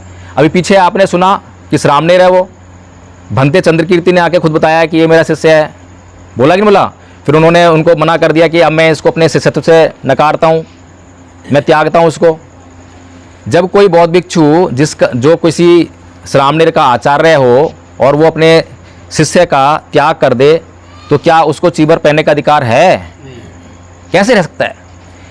अगर उसको चीवर पहने है तो वो दूसरा गुरु ढूंढेगा, दूसरा आचार्य ढूंढेगा।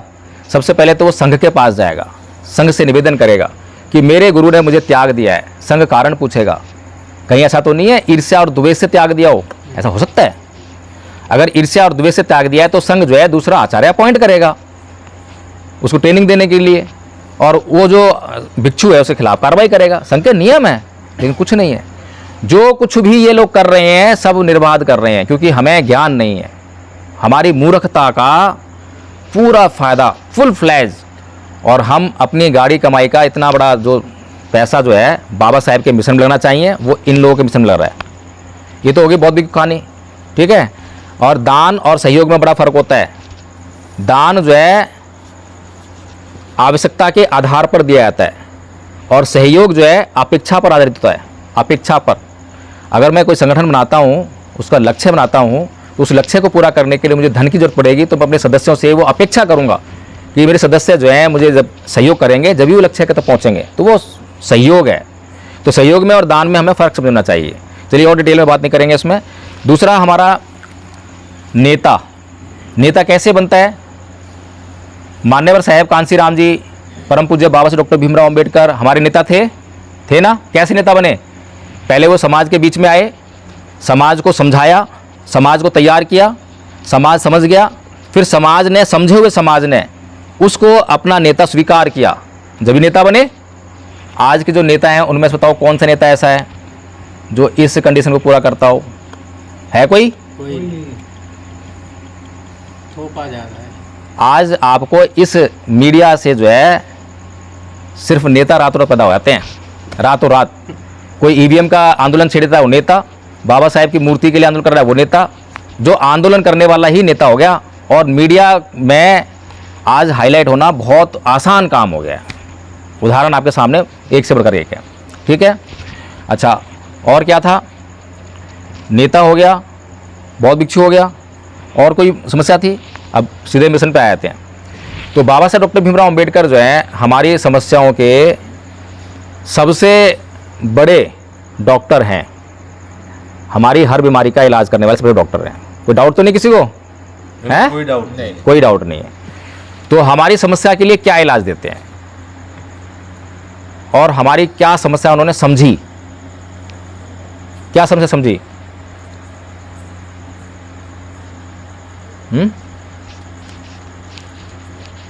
हमारी गुलामी को वो समझे, कैसे?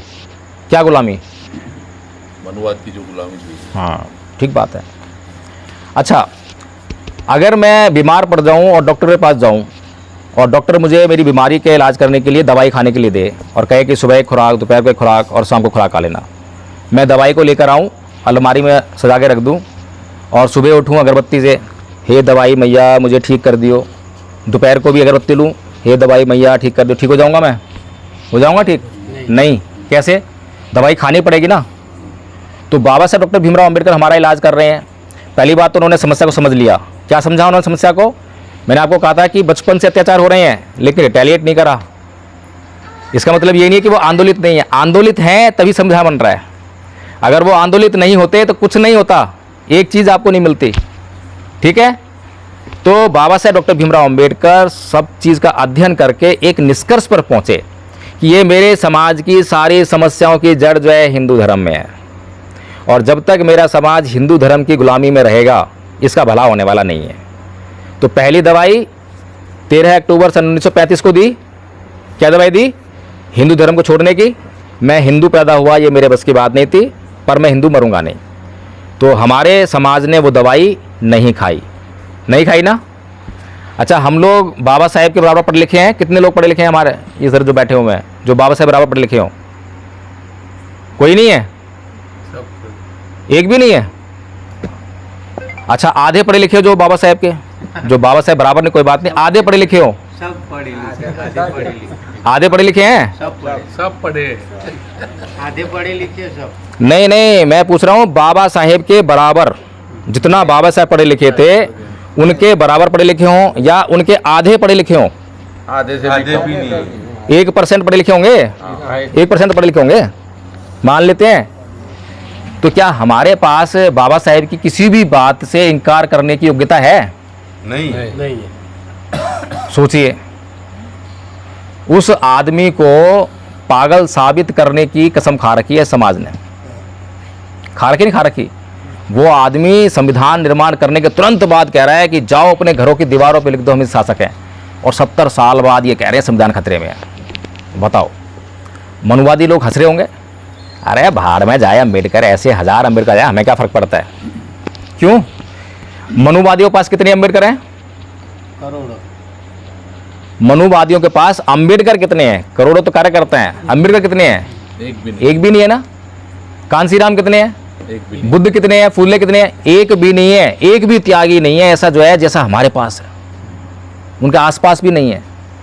लेकिन वो किसी एक आदमी के त्याग के भरोसे ही नहीं है। वो कहते हैं कि 1000 लोगों से थोड़ा थोड़ा त्याग लेंगे, कांसीराम बना देंगे।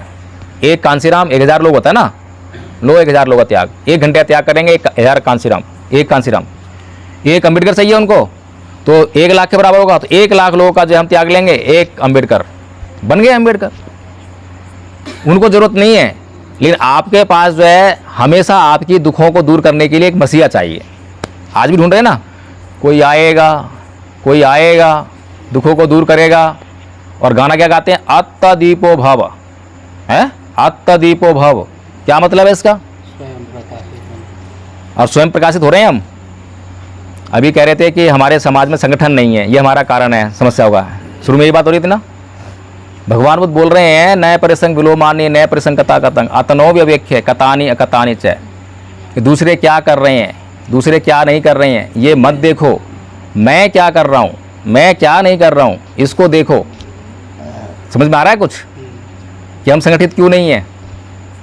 मैं अपने बारे में कुछ नहीं देखता हूँ कि मैं क्या हूँ, मेरे अंदर कितने विकार हैं, मैं कितना गलत हूँ, और दूसरों की मैं सारी गलतियाँ गिना सकता हूँ।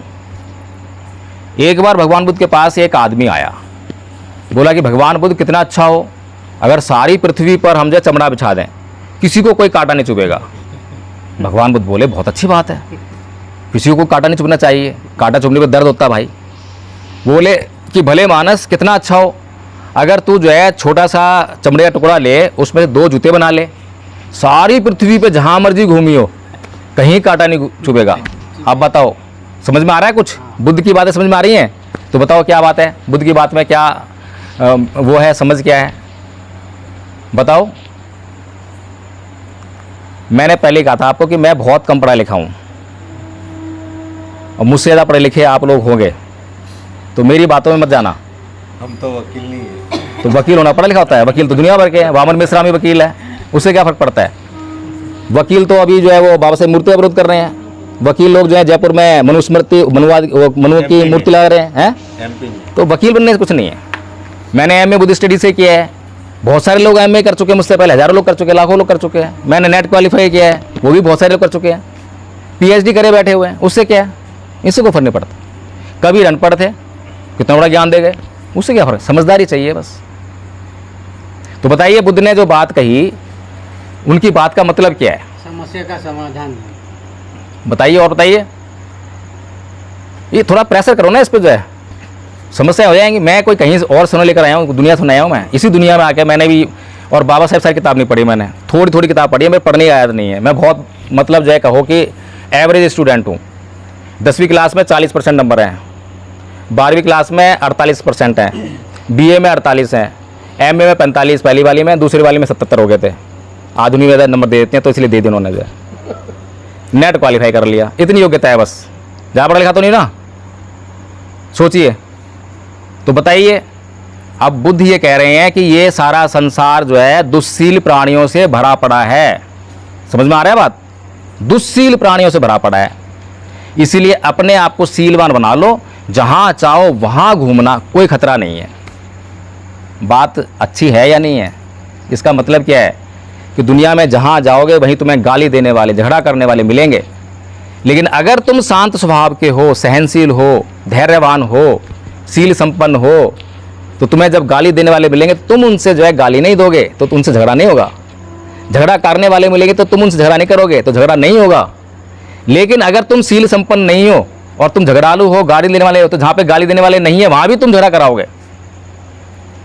ये मतलब है भगवान बुद्ध की इस बात का। हर एक बात में बड़ा महत्व है। तो परम पूज्य बाबा से डॉक्टर भीमराव अंबेडकर जो दवा दे रहे हैं वो बड़ी इंपॉर्टेंट है, लेकिन हमारा समाज इतना कृतधन है, कृतज्ञ नहीं है। मैंने शुरू में आते ही बोला कि TBM बहुत अच्छा काम कर रही है। मेरी उम्र 46 साल है और मुझसे पहले बहुत सारे लोगों ने काम किया है। बेशक मैं आज जो सबकी आलोचना कर रहा हूँ, ये मेरा अधिकार है, आलोचना करना मेरा अधिकार है, लेकिन मैं कृतधन नहीं हूँ। मैं सभी के प्रति आभार व्यक्त करता हूँ, क्योंकि कहीं ना कहीं किसी न किसी ने कुछ काम किया है जब तक मुझ तक मिशन पहुँचा है। सही बात। लेकिन मेरी मजबूरी है, मेरी मजबूरी ये है, बाबा साहब कहा करते थे, एक आयरिश चिंतक है, उसको कोट करते उन्होंने कहा, उसके कथन है कि एक औरत कभी भी अपनी इज्जत की कीमत पर किसी के प्रति कृतज्ञ नहीं हो सकती। इसी प्रकार से मेरी भी मजबूरी है कि चाहे कोई संस्था कितनी भी लंबी चल रही हो, बाबा साहब की बनाई हुई हो, कैसी भी हो, चाहे कोई आदमी कितना भी काम कर रहा हो, कैसा भी कर रहा हो, लेकिन मैं किसी के भी प्रति अपने समाज के हितों के आधार पर उसकी कीमत पर कृतज्ञ नहीं हो सकता। इसीलिए जहाँ पर आलोचना होगी आलोचना करूँगा और डंके की चोट पे करूँगा। आलोचना और बुराई में बड़ा फ़र्क होता है। फ़र्क होता है ना होता? बुराई में और आलोचना में बड़ा फ़र्क होता है। क्या फ़र्क होता है? मैं सवाल बहुत करता हूँ, परेशान हो गए होगे हैं? बुराई का उद्देश्य होता है बदनाम करना, वहाँ जांच नहीं है, सत्यता से कोई मतलब नहीं है, झूठ हो सच हो बस बदनाम करना है, बस बोल दो, है ना। और आलोचना करने के लिए सत्यता की जांच करनी पड़ती है, सत्य पर आधारित होता है, बड़ी मेहनत करनी पड़ती है, अध्ययन करना पड़ता है, जब जाके आलोचना होती है। इसलिए मैं एक आलोचक हूँ। और आज पूरे देश के भिक्खू लोग जो हैं घबराते हैं। वो इसलिए नहीं घबराते मैं बहुत ज़्यादा पढ़ा लिखा हूँ या मुझे बहुत ज़्यादा विनय पता है, धर्म पता है। वो इसलिए घबराते हैं क्योंकि उनके पास सील नहीं है, उनके पास विनय नहीं है, वो आचरणहीन है, बस इसलिए, और कोई दूसरी बात नहीं है। तो बाबा साहब डॉक्टर भीमराव अंबेडकर ने हमारी समस्याओं का हल देने के लिए 1950 में हमें संविधान दे दिया। संविधान दे दिया जी। तो संविधान हमारी सभी समस्याओं का हल है? मानते सब? संविधान हमारी सभी समस्याओं का हल है, सभी मानते हैं? है। और मैं कह रहा हूँ नहीं है, पूरी तरह से लागू होगा तो होगा ना। तब भी नहीं है। नहीं, संविधान अगर संविधान हमारी समस्याओं का हल होता तो बाबा साहेब 1950 में संविधान लागू हुआ, 56 में बौद्ध धर्म क्यों ग्रहण कर रहे हैं? क्यों हिंदू से पंगा ले रहे हैं? सोचिए। क्योंकि बाबा साहेब कह रहे हैं कि संविधान और संविधान के द्वारा बनाए गए कानून परमानेंट इलाज नहीं है, फर्क है। और हम जो है पेन किलर की तरह इस संविधान का और संविधान के द्वारा बनाए गए कानूनों का लगातार इस्तेमाल कर रहे हैं। पेन किलर समझते हैं क्या होता है? पेन किलर क्या होता है?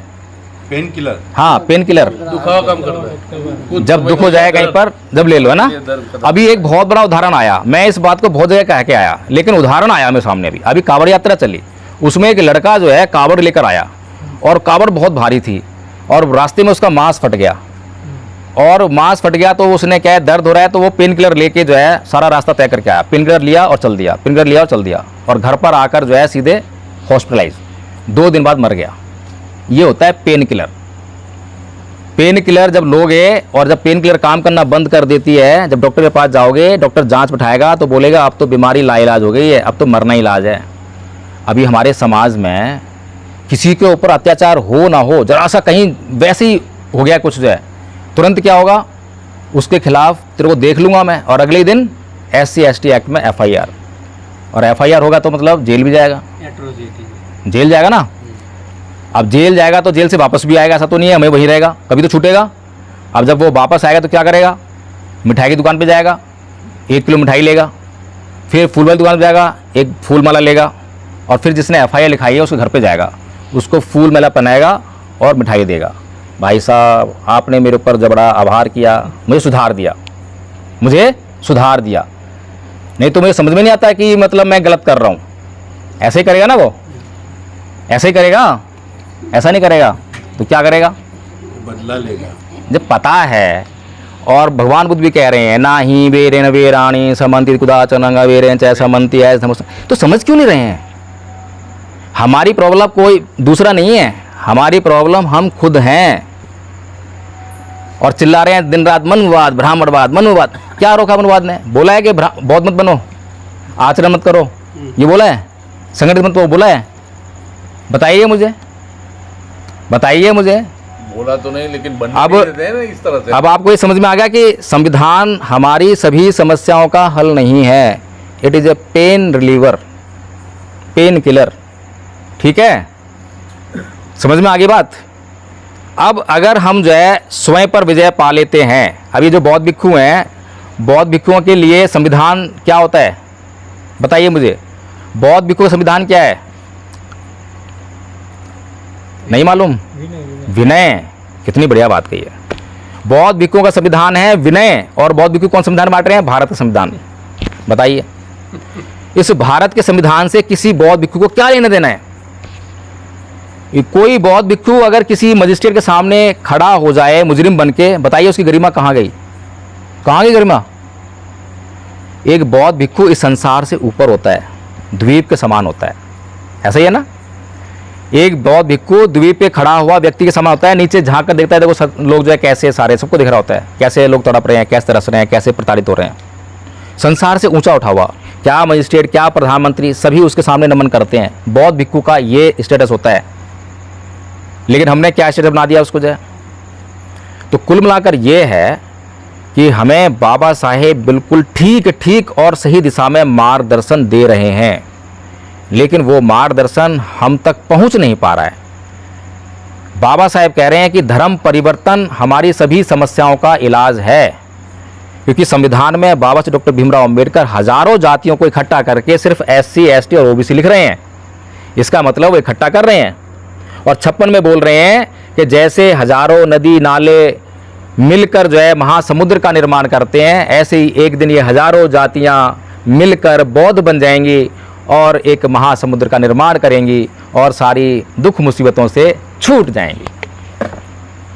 आसान काम है, मुश्किल काम है, हैं? तो आसान काम है, लेकिन मुश्किल लग रहा है? नहीं। मुश्किल नहीं, काम तो आसान है, डेफिनेटली आसान काम है। मुश्किल कैसे हुआ? मुश्किल हुआ हमारी नासमझी की वजह से, क्योंकि जिन लोगों के ऊपर ये जिम्मेदारी थी कि वो भगवान बुद्ध के धम्म को हम तक लेकर आएं, प्रसारित करें, उन लोगों का बौद्ध धर्म से कोई नाता ही नहीं है। अब ये समाज क्या होता है? समाज अपने आप में होता है क्या, बताइए मुझे? समाज एक भेड़ बकरी होता है। इनकार है आपको इस बात से? समाज कुछ नहीं है, भेड़ बकरी है समाज। क्योंकि समाज जो है अपने आप में कुछ नहीं कर सकता। अभी बाबा साहेब की दिल्ली में मूर्ति टूट जाए, आप तक न्यूज़ पहुंच जाए, घर में बैठे जो है ऐसे करेंगे, कुछ हो क्यों नहीं रहा, कुछ कर नहीं सकते। लेकिन कहीं से आवाज़ लगी, आज हम बड़ौदा में इकट्ठा होंगे वहाँ सर्कल पर और आंदोलन करेंगे, आप सारे मिलकर पहुँच जाओगे ना। कब पहुँचे? जब आवाज़ आई। किससे आई? आपका नेता का जो है आवाज़ दे रहा है, नेतृत्व करने वाला मिल गया। तो इसीलिए कोई भी समाज अपने आप में कुछ नहीं होता, उसका जब बुद्धिजीवी वर्ग जो है उसका नेतृत्व प्रदान करता है तो वो समाज अपने बुद्धिजीवी वर्ग के पीछे चलने का काम करता है। सही बात है गलत बात है? हैं? कोई भी समाज अपने, हर एक समाज में बुद्धिजीवी होते हैं और वो समाज जो है अपने बुद्धिजीवी वर्ग के पीछे चलता है, उसके नेतृत्व में चलता है।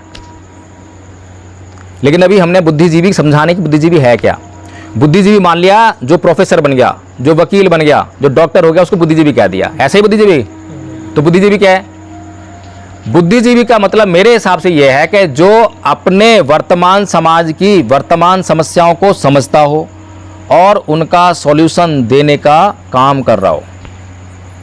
मैं तो उसे बुद्धिजीवी मानूं, जो दूरदृष्टा हो, जो दूर की सोच रखता हो।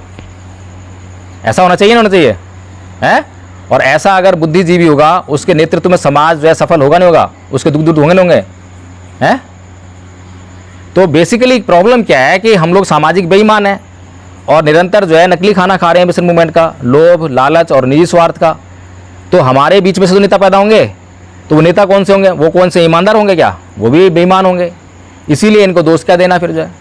तो हमें अपने समाज का निर्माण करना है, हमें एक ईमानदार समाज का निर्माण करना है, त्याग, समर्पण, बलिदान करने वाले समाज का निर्माण करना है। तो इन लोगों के ऊपर जिम्मेदारी थी कि ये बौद्ध धर्म को खुद अध्ययन करते अच्छी तरह से और आप लोगों के बीच में आके प्रसारित करते, क्योंकि बौद्ध भिक्षु तो करेंगे नहीं, बौद्ध भिक्षु नहीं करेंगे, आप भूल जाइए।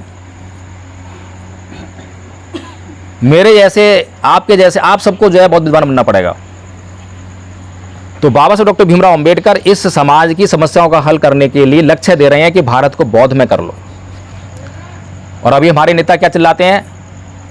Capture the power of the parliament is the solution of all the problems, हैं? ऐसे बोलते हैं कि ये संसद पे कब्जा कर लो, ये हमारी सभी समस्याओं की चाबी है। बात तो ठीक है, बात में बुराई नहीं है, बात गलत नहीं है, ये हमारी समस्याओं का बहुत हद तक सॉल्यूशन है, क्योंकि सब कुछ उसी से हो रहा है, हमारा जीवन से चल रहा है। लेकिन बाबा साहेब यही तो ना कहा है, इसके अलावा भी कुछ कहा है। बाबा साहेब ने कहा है कि राजसत्ता कैसे प्राप्त करोगे, उसके पीछे बड़ी गहराई में बात कही है। तो बाबा साहब कहते हैं कि इस देश का इतिहास दो संस्कृतियों के बीच का इतिहास है। कौन संस्कृति है? समर संस्कृति और ब्राह्मण संस्कृति।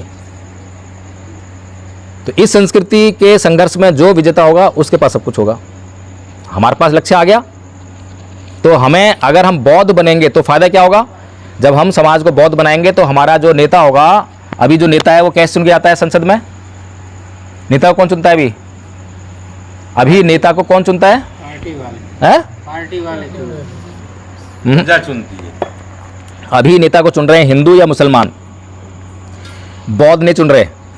इसीलिए हमारा नेता जो है हिंदू की बात करेगा, मुसलमान की बात करेगा, लेकिन बौद्ध की बात भी नहीं करेगा, सोचेगा भी नहीं। बौद्ध की बात करेगा तो फिर ना हिंदू वोट देगा ना मुसलमान वोट देगा, प्रॉब्लम है ना। और जब हम लोगों को बौद्ध बना देंगे और बौद्ध वोटर्स इकट्ठे हो जाएंगे और जब बौद्ध अपने नेता को चुनेंगे तो बौद्ध की बात होगी, बुद्ध धर्म की बात होगी, सीधी सी बात है। तो एकमात्र सॉल्यूशन यही है कि हमें जो है अभी जो चल रहा है उस पर हमारा कोई काबू नहीं है, अनियंत्रित हो चुका है, लेकिन हमें जो है भारत को बौद्ध में करना ही होगा। ये हमारे पास स्पष्ट रूप से जो है लक्ष्य है, और हम जैसे जैसे इस लक्ष्य की तरफ बढ़ेंगे वैसे वैसे हमारी समस्याएं सॉल्व होती हुई दिखाई देंगी, आपको निश्चित तौर पर होंगी। ठीक है। अच्छा, बौद्ध धर्म अब है क्या? कितना टाइम हो गया? 11:15। आप सभी परेशान तो हो रहे हो, थोड़ी सी और बात कर लेते हैं, हैं? हम लोग को आदत है। आदत है? हाँ, नहीं है वैसे, मैंने तो पहले शुरू में आती है मतलब खुशी प्रकट की थी मैंने। तो बौद्ध धर्म क्या है, इस पर थोड़ा चर्चा कर लेते हैं। बताएं कि बौद्ध धर्म क्या है। अभी शुरू में मैंने डिस्कशन भी किया, कुछ लोग जो नहीं जानते हो तो ऐसे हैं, लेकिन ये TBM यहाँ पर लोग बैठे हुए हैं। TBM एक महान संस्था है, धम्मरक्षित उर्गेन साहब, उन्होंने जो है इसका निर्माण किया था।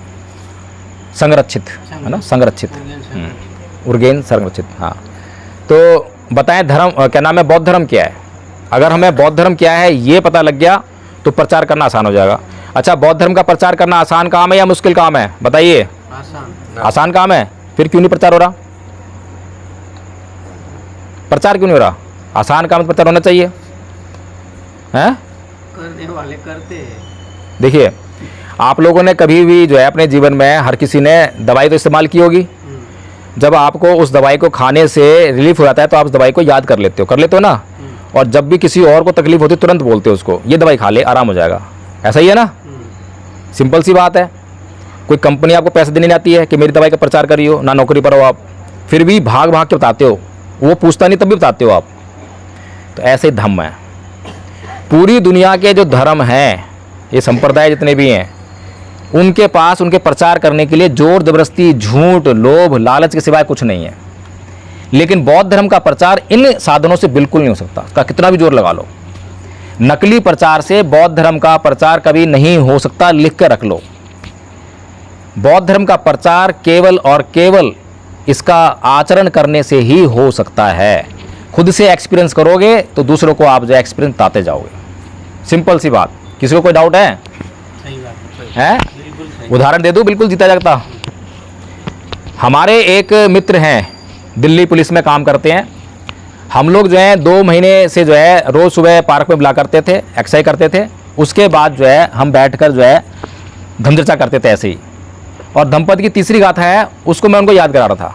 अकोछी मंग अवधि मंग अजिनी मंग आहासी में ये चेतंग उपनहंती विरंगते संग सम्मति। अब एक दिन उनकी मैडम का फ़ोन आया, प्रकाश जी घर पे आ जाइए, 3 दिन से बोलचाल नहीं है। मैं कहा बड़ी गंभीर मामला है, बौद्ध लोग हैं हम लोग हैं, और बौद्धों की झगड़ा नहीं होना चाहिए। मैं घर पे गया, मैं और आदरणीय नीलम बौद्ध जी दोनों गए थे। तो वैसे ऐसे हम गए, वैसे ही जो है आदरणीय जी ड्यूटी से वापस आए और मैडम उनके लिए गिलास में पानी लेकर आए। तो क्या बोलते हैं, अगर ये लोग घर पे ना आए होते तो ये पानी का गिलास तेरे मुंह पर दे के मारता। इतना गुस्सा, ज़बरदस्त गुस्सा। मैं भी हैरान परेशान, ये क्या हो रहा है। ये बौद्ध लोग हैं और एक अच्छी संस्था जुड़े हुए हैं, भिक्षु है उससे जुड़े हुए हैं। मैं कहा क्या मतलब। मैंने उनसे पूछा, आदरणीय संतोष जी ये बताइए कि हम हर रोज़ एक गाथा याद करते हैं। हाँ याद करते हैं। मैं कहा उसका मतलब बताइए, मतलब क्या है, बस मतलब क्या है उस गाथा का। इतना पूछना था, चेहरे पे मुस्कान, सारा गुस्सा रफू एकदम, तुरंत उठाकर पानी पिया गिलास का, और फिर उसके बाद कोई शिकायत नहीं। 3 दिन का गुस्सा एक क्षण में शांत। समझ में आ रहा है किससे हुआ ऐसा, कैसे हुआ, किस कारण हुआ? बुद्ध के धम्म के कारण। बुद्ध के धम्म का अध्ययन कर रहे थे हम, उसमें गाथा थी, वो याद कराई थी। ये कोर्स है, हमने भी बहुत विचार किया, क्योंकि टीवीएम में मैंने 1 साल करीबन लगाया वहाँ पर जो है। तो मैंने काफ़ी उनसे पूछा कि बताइए मैं धम्माचारी बनना चाहता हूँ, मुझे कोर्स दे दीजिए ताकि मैं हो सकता है पहले कर लूँ, जल्दी कर लूँ, भाई योग्यता होगी तो जल्दी हो सकता है ना। लेकिन मुझे कोर्स नहीं मिल पाया या समझ नहीं पाया मैं, हो सकता है मेरे अंदर ही समझ कम रही हो, कुछ भी लगा लीजिए, मुझे समझ में नहीं आया। 1 साल मैंने लगाया, एक कैंप भी करा और कैंप का भी बहुत अच्छा अनुभव है। आदरणीय नागरतन जी हैं, उनके कैंप में था मैं, और कैंप का था आलवक्स उत्तर, बड़ा बेहतरीन कैंप था। तो वहाँ से मैंने देखा कि ये जो प्रक्रिया है बहुत धीमी है। इसमें जो है मैंने पूछा कईयों से कि धम्माचार्य बनने में कितना समय लगा, किसी को 10 साल, किसी को 15 साल, किसी को 20 साल, किसी को 20 साल हो गए पर कोई प्रक्रिया नहीं है अभी। तो मैं कहा भाई इस तरह से प्रचार नहीं होगा। फिर समाज को जो धम्म का बिल्कुल नॉलेज, बेसिक नॉलेज नहीं है, जब नॉलेज नहीं है तो कैसे प्रचार करेगा। अब मेरे पास ये मोबाइल है, अगर ये मोबाइल मैं आपको दे दूं कि जाओ इसको मार्केट में बेच आओ, इधर जाओ कॉलोनी बेचाओ, इसको बेचाओगे क्या, बेचाओगे नहीं बेच सकते। लेकिन अगर मैं इसकी जो है क्वालिटी बता दूं कि ये कितना ज़रूरी है लोगों के लिए और सारी चीज़ बता दूं कि इसमें ये है, तो इस मोबाइल को आप जो है 1 नहीं 10 बेचाओगे, ठीक है ना। जब इसके बारे में आपको सूचना होगी, जानकारी होगी तो तभी पॉसिबिलिटी है ना। और जब बौद्धों को सूचना ही नहीं है, धर्म की जानकारी नहीं है, जानकारी नाम पे क्या है, हिंदू धर्म मत मानो। अब हिंदू से बात करें, हिंदू मत मान, हिंदू ये चिल्लाएगा बस, पूजा मत कर, देवता पूजा मत कर, ये चिल्लाएगा, है अंधविश्वास मत मान, इससे क्या होना है। तो बौद्ध धर्म की जानकारी, बेसिक नॉलेज होना कम से कम बेसिक नॉलेज तो हो। तो इसलिए जो है ये हमने जो है कोर्स बनाया और कोर्स को 3 भागों में बांटा, प्रथम वर्ष, द्वितीय वर्ष और तृतीय वर्ष। ये प्रथम वर्ष का कोर्स है, ये जो दिखाई दे रहा है बस इतना नहीं है, पीछे वाला कोर्स नहीं है, तो हमारे संघ की जानकारी है। ये जो है कोर्स है, और इस कोर्स में आधे ज़्यादा कोर्स तो आपको आता भी होगा। इसमें क्या है, क्षमा याचना, शील याचना, नमन, तिसरण, पंचशील, धम्मपालन गाथा और धम्मपद के पहले 5 पद, बस इतना। लेकिन इस कोर्स को करने के बाद मैं गारंटी दे के जा रहा हूँ, हर जगह गारंटी देता फिर रहा हूँ मैं, कि इससे आपका जीवन बदलने वाला है। अगर जीवन ना बदले तो आपकी सज़ा और भुगतने वाला मैं, जो सज़ा दोगे मुझे मंजूर। लेकिन मान लो अगर मैं आपको जो है एक मोटरसाइकिल गिफ्ट कर दूं तो उसका लाभ उठा लोगे आप, बताइए मुझे, उठा लोगे लाभ, मिल जाएगा लाभ। कैसे मिलेगा, जब तक उसको चलाने सीखोगे। चलाने आती नहीं है तो मोटरसाइकिल कैसे लाभ देगी, नहीं दे सकती, तो चलाना सीखना पड़ेगा। फिर चलाना सीख लिया तो लाभ उठा लोगे ना आप, तो लाभ चलाना सीख तो लाभ उठ जाएगा नहीं, क्यों, पेट्रोल डाल दिया अब चला लो, फिर लाभ उठा लोगे उसका, नहीं, चलाना पड़ेगा। तो 3 बातें हैं। ये कोर्स किसी ने याद कर भी लिया तो कोई फायदा नहीं होने वाला, लाभ नहीं उठाएगा वो।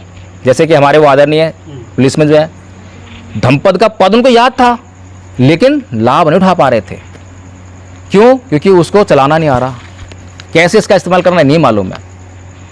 फिर इस्तेमाल करना आ गया, सीख लिया, उसका इस्तेमाल नहीं कर रहे हैं। तो इसीलिए ये कोर्स जो है गारंटी तो मैं ले रहा हूँ, लेकिन शर्त इसके पीछे यही है कि मैं साधन दे रहा हूँ, खाली मैं आपको गिफ्ट में जो है मोटरसाइकिल दे रहा हूँ। गारंटी इस बात की है कि अप्लाई करते ही लाभ मिलेगा, अप्लाई करो तो तुरंत लाभ मिलने लग जाएगा।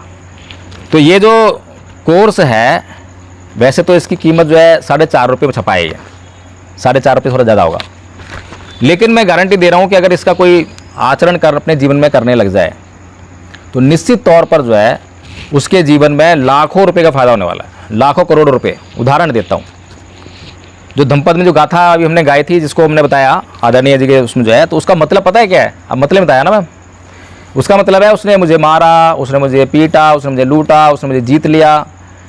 जो ऐसी बातों को अपने मन में बनाए रखते हैं उनका वैर कभी शांत नहीं होता।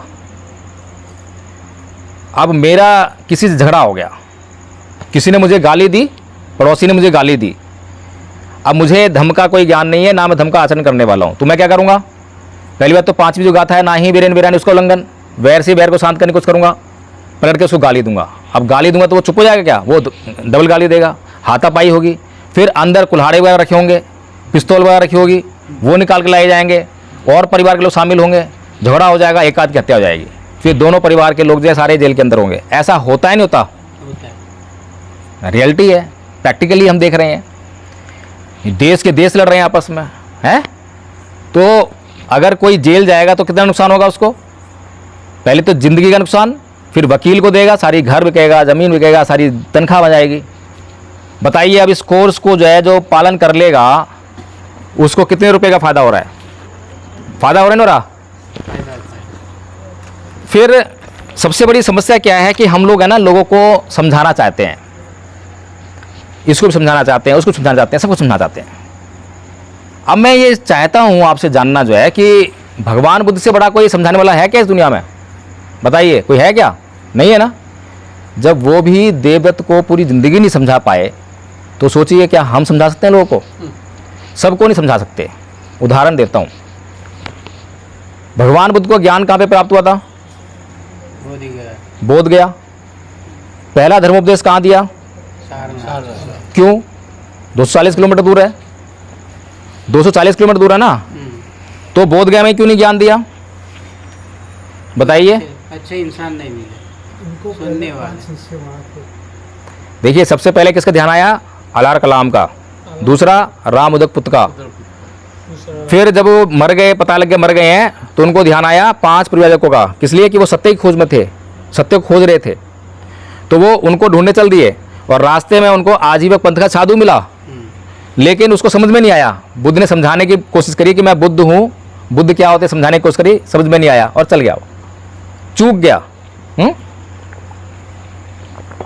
ऐसा नहीं है कि बुद्ध को अगर कोई मिलता और उसको उपदेश नहीं देते, कोई लेने वाला तो हो। तो 5 परिव्राजक जो हैं वो पात्र लोग थे। उनसे पहले वो अलार कलाम और राम उदक पुत्र, ये पात्र लोग थे। हमारे ज्ञान को समझने की पात्रता होनी चाहिए, तब हम दे सकते हैं। ग्रहण करने वाला होना चाहिए, उसके अंदर इच्छा होनी चाहिए। इसीलिए हम जो है सील देने से पहले भिक्षु जो है सील याचना के लिए बोलता है कि सील याचना करो, बिना मांगे अगर मैं दूंगा तो तुम कोई वैल्यू नहीं करोगे। आपको अगर भूख नहीं है और मैं रोटी दे रहा हूँ तो फेंक दो उसको। इसीलिए ये परंपरा ऐसी नहीं बनाई है कि सील याचना करो, क्षमा याचना करो। हर एक चीज़ के पीछे बहुत गहरा अर्थ है। अभी इतना लंबा डिस्कशन मैं नहीं करना चाहता, मेन पॉइंट पे बस जो है। तो इसीलिए जो है हमें ये समझना चाहिए कि भगवान बुद्ध ने जब पात्र लोगों को ज्ञान दिया और पात्र लोगों को इकट्ठा किया, और जब पात्र लोग जो हैं समाज में विचरण कर रहे हैं तो समाज में प्रभाव फैल रहा है। फैल रहा है? कैसे फैल रहा है? बताओ कैसे फैल रहा है, उदाहरण दो। बुद्ध धर्म का धम्म पढ़ते हैं हम, तो उसमें एक कहानी है, बताओ कैसे फैला प्रभाव, कोई बताओ। असद जी की कहानी सुनी है? असद जी जो है भिक्षाटन के लिए जा रहा है गांव में, है, और सारीपुत दूर से देख रहा है, ये कौन जा रहा है, इसकी चाल में कितना संयम है, बिल्कुल भी इधर उधर नहीं देख रहा, इसकी आंखों पे कितना संयम है, कितना संयमित है, इसका उपदेष्टा कौन है, ये किसका परिव्राजक है? आचरण ना।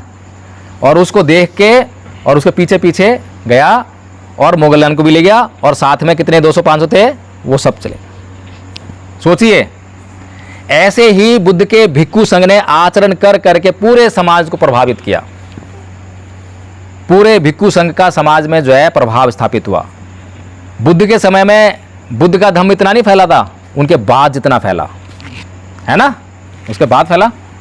तो कहने का मतलब ये है कि भगवान बुद्ध के धम्म का प्रचार प्रसार करना बहुत आसान काम है।